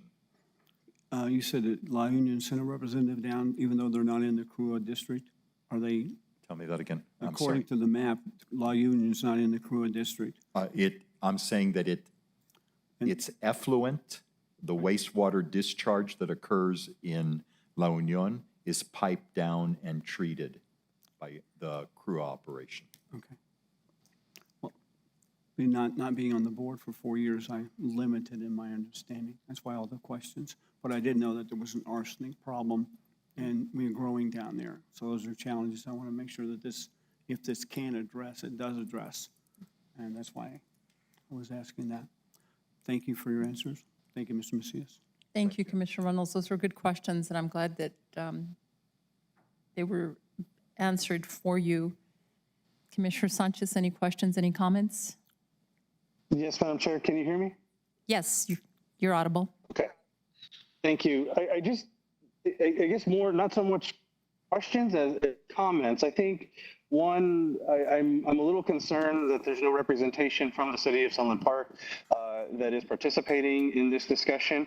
And while I want to look forward to having a productive partnership with the city of Sunland Park, I know this board in other jurisdictional matters has had issues with the city of Sunland Park, and much of our discussions falling on and input falling on deaf ears. So it is positive. On a positive note, it is great that they did participate in giving some feedback, but I do have my concerns, and I'm concerned particularly with the fact that they have a larger say in this, and I understand that they have, a good portion of these facilities in their city. But again, they said, I think given the relationship we've had with Sunland Park, I'm a little concerned. The second piece, I think, to the comments that were made about the makeup of the board, and I absolutely think it'll be great to have a subject matter experts. I do believe, though, that the board needs to have some makeup of the commission, because we are the ones that I think in the end ultimately help with understanding the finances and that piece of it. So, and I also raise the question because I think when we look at our own board meetings, we may not understand always the breadth of the operations that we have in the county, but that's why we have staff to educate us. So if that's the case, and the worry is that CRUA has not been going in the right direction, then I guess I question even when I was on the board, the advice and the technical knowledge that had been provided by the CRUA staff and the bridal staff as well. So I do have some concerns with with things that are raised, and I'm wondering whether or not the information had been provided to the board. And I only served 1 year, and it was a couple of years ago. But I want to make sure that we're doing this in the right manner, and we're not trying to just appease our partner here, but doing this in a manner that will be best for CRUA, for the residents in the southern part of the county. So that is my concern. Take what you will from it, but I really do. I think it would have said a lot had we had at least some representation from the city of Sunland Park in attendance for our meeting. So thank you, Madam Chair. Thank you, Commissioner Sanchez. Any other questions, any other comments, commissioners? Mr. Macias. Do want to assure you that this matter is going to have to go in front of the city of Sunland Park. I think that that's where they felt that they would be giving kind of their input. I didn't anticipate that it would be, that this is necessarily kind of preconditioned because we're asking them almost to make a decision before we make a decision. And I think the impetus has been coming from the county to try to address the challenges that CRUA and Mr. Westmoreland are dealing with. So I do want to suggest that I've had extensive discussions with the mayor of the city of Sunland Park and with their prior city manager, and I have had sit-down discussions in my office with Mario Infante to have discussions related to this document. I don't know that they felt that they needed to be here because I'm not sure that they can necessarily speak for the majority of the city council. That will know when the item would be in front of them. Oh, Mr. Macias, thank you for your comments. And I'm not saying this is a precondition. I think it's just a representation that they're wanting the county or us as a county commission to agree to these changes, which is something I think in general that I think, as you mentioned, you working with Mr. Westmoreland, I feel like at times that the county has been more proactive in trying to make these changes, and the city of Sunland Park has not been willing. So that's why I said this is positive that they are now willing to look at this document and address it. But given the fact that I feel like we've been more proactive and we now have a lesser say or a vote on the board with the city of Sunland Park, and while they're not going to be able to speak on behalf of the city council, it sure would have been understandable to know, or the city management will be recommending the city council's approval. And so, like I said, when I don't hear that voice and it's absent of that, I know you've had questions, but I wish they would have had at least some representation here. But again, like I said, there are some positive changes that I think we've been wanting for some time. So from that perspective, I want to take the optimistic route, but again, I said I have my concerns, and again, the concerns that were even just suggested that we need more technical people on the board because we weren't going in the right direction with GRUA, or at least maybe that was my interpretation. And I feel like if that was the case, then maybe the board and the staff of GRUA should have advised the board in other directions. But I said just more comments. But thank Mr. Macias. Thank you, Madam Chair. Madam Chair, if I might just make one comment in response to the concerns expressed by Commissioner Sanchez, and he certainly is very aware because he has served on the CRUA board, and I think that he's aware of the shortcomings in terms of the infrastructure and how far we have to go. This is a step in going to that direction. I do want to tell you that you have to give a little to get. You just have to do that. Otherwise, we go back into a stalemate. Otherwise, we begin to compromise the ability for CRUA to make progress.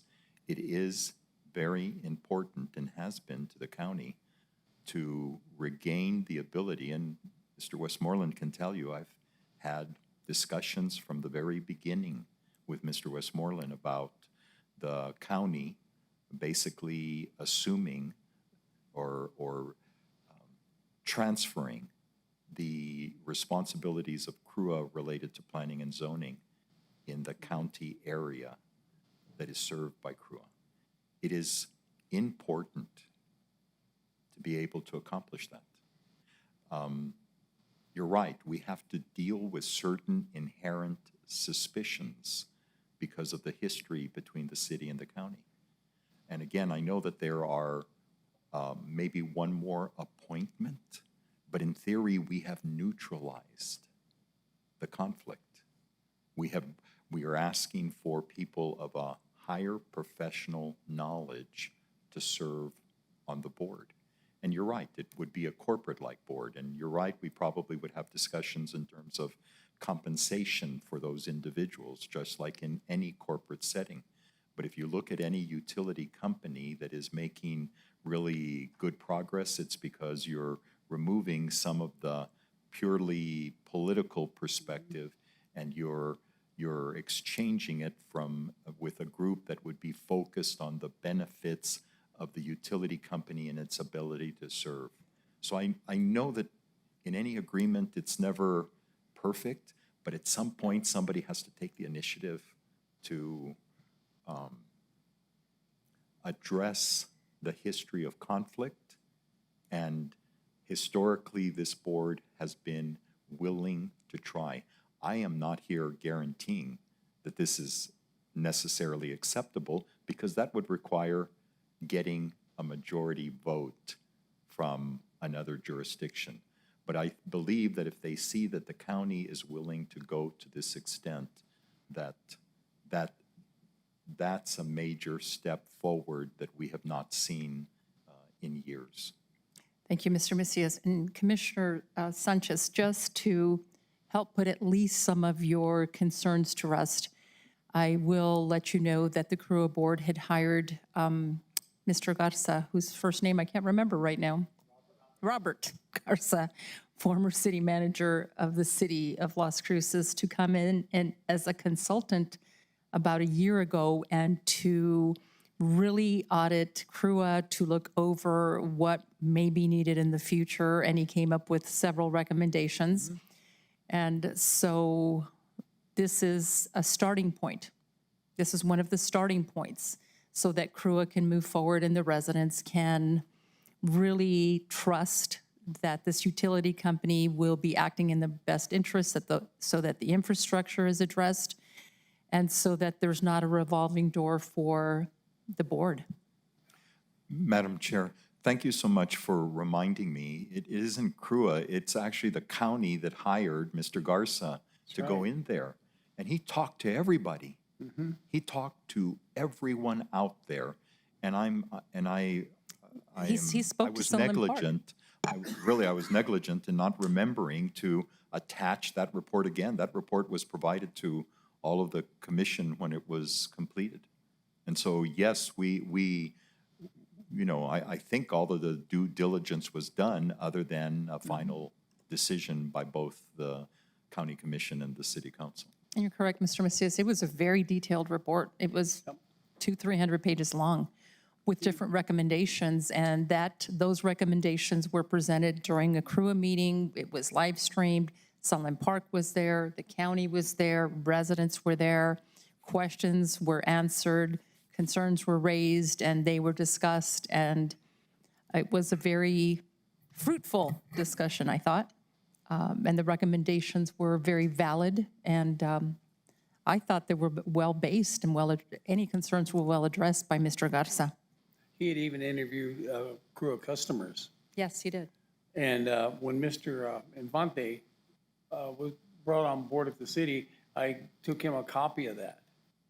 So I'm sure that Mr. Macias has also done subsequently that. But he was aware of the proposed potential changes from day one of the results of Mr. Garza's report.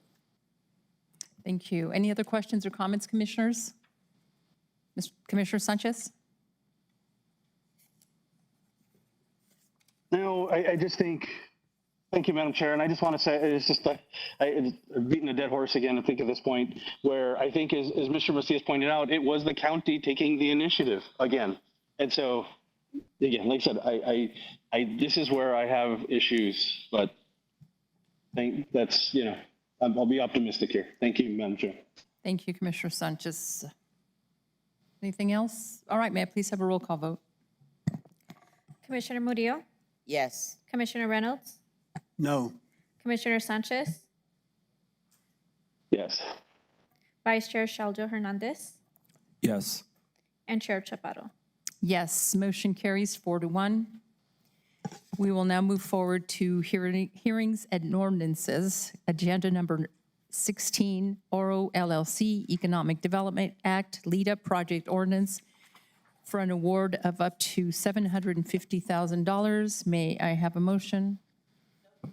I have a motion by Commissioner Murillo. Do I have a second? Second. I have a second by Vice Chair Shaldo Hernandez. It's still, oh, it's afternoon now. Good afternoon, Ms. Ainsworth. How are Good you? afternoon, Madam Chair, and thank you.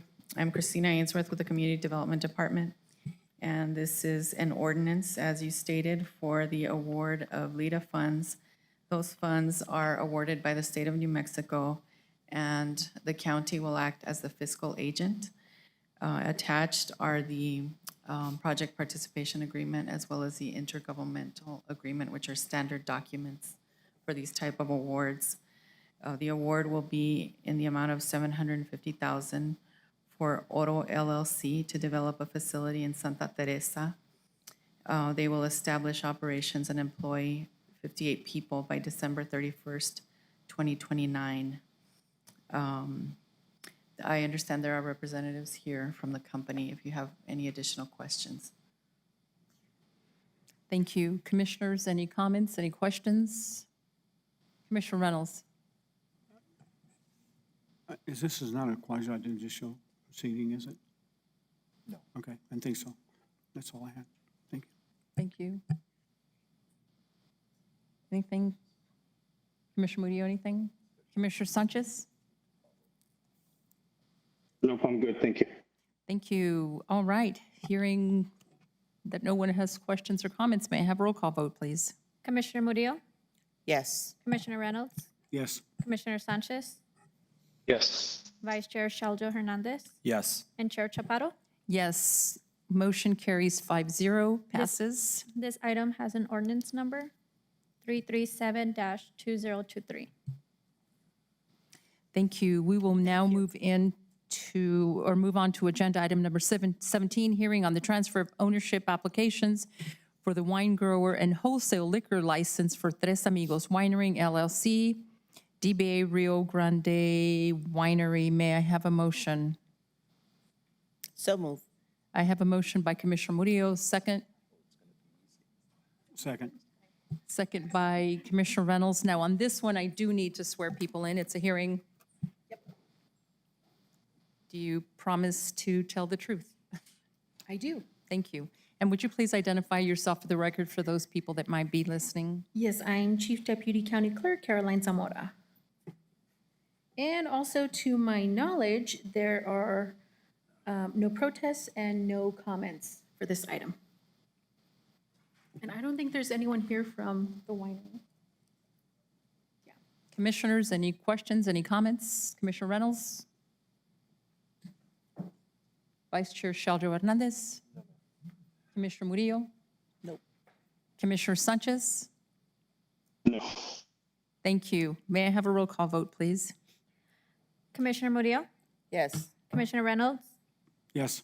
Commissioner Sanchez, Yes. Vice Chair Shaldo Hernandez,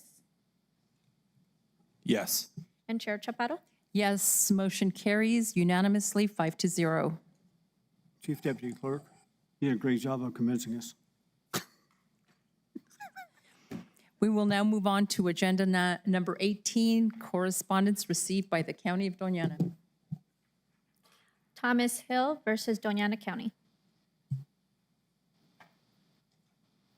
That's it? All right. Anything else, commissioners, before we adjourn? Yes, Madam Chair.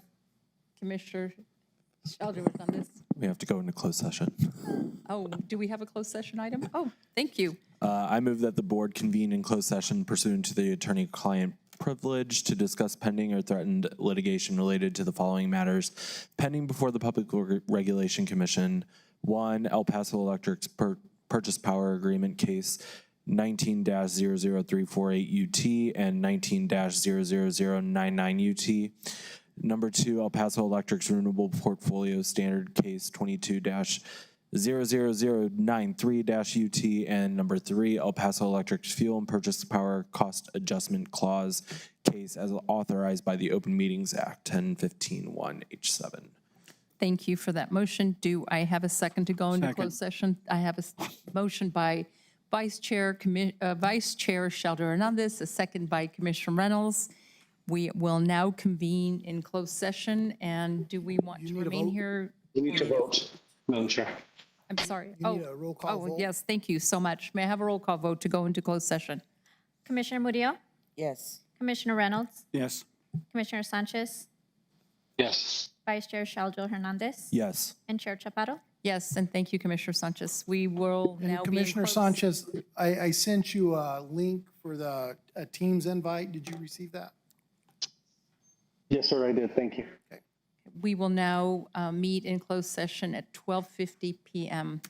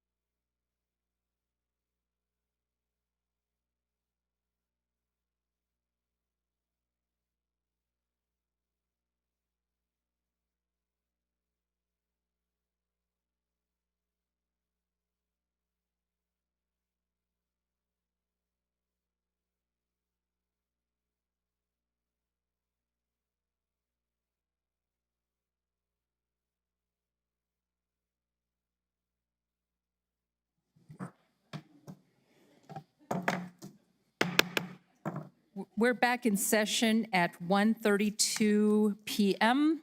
And I state for the record that, let the record reflect that nothing was discussed in closed session other than the items identified in the motion to go into closed session. Commissioners, anything else before we adjourn? We adjourn at 1:32 PM. Thank you.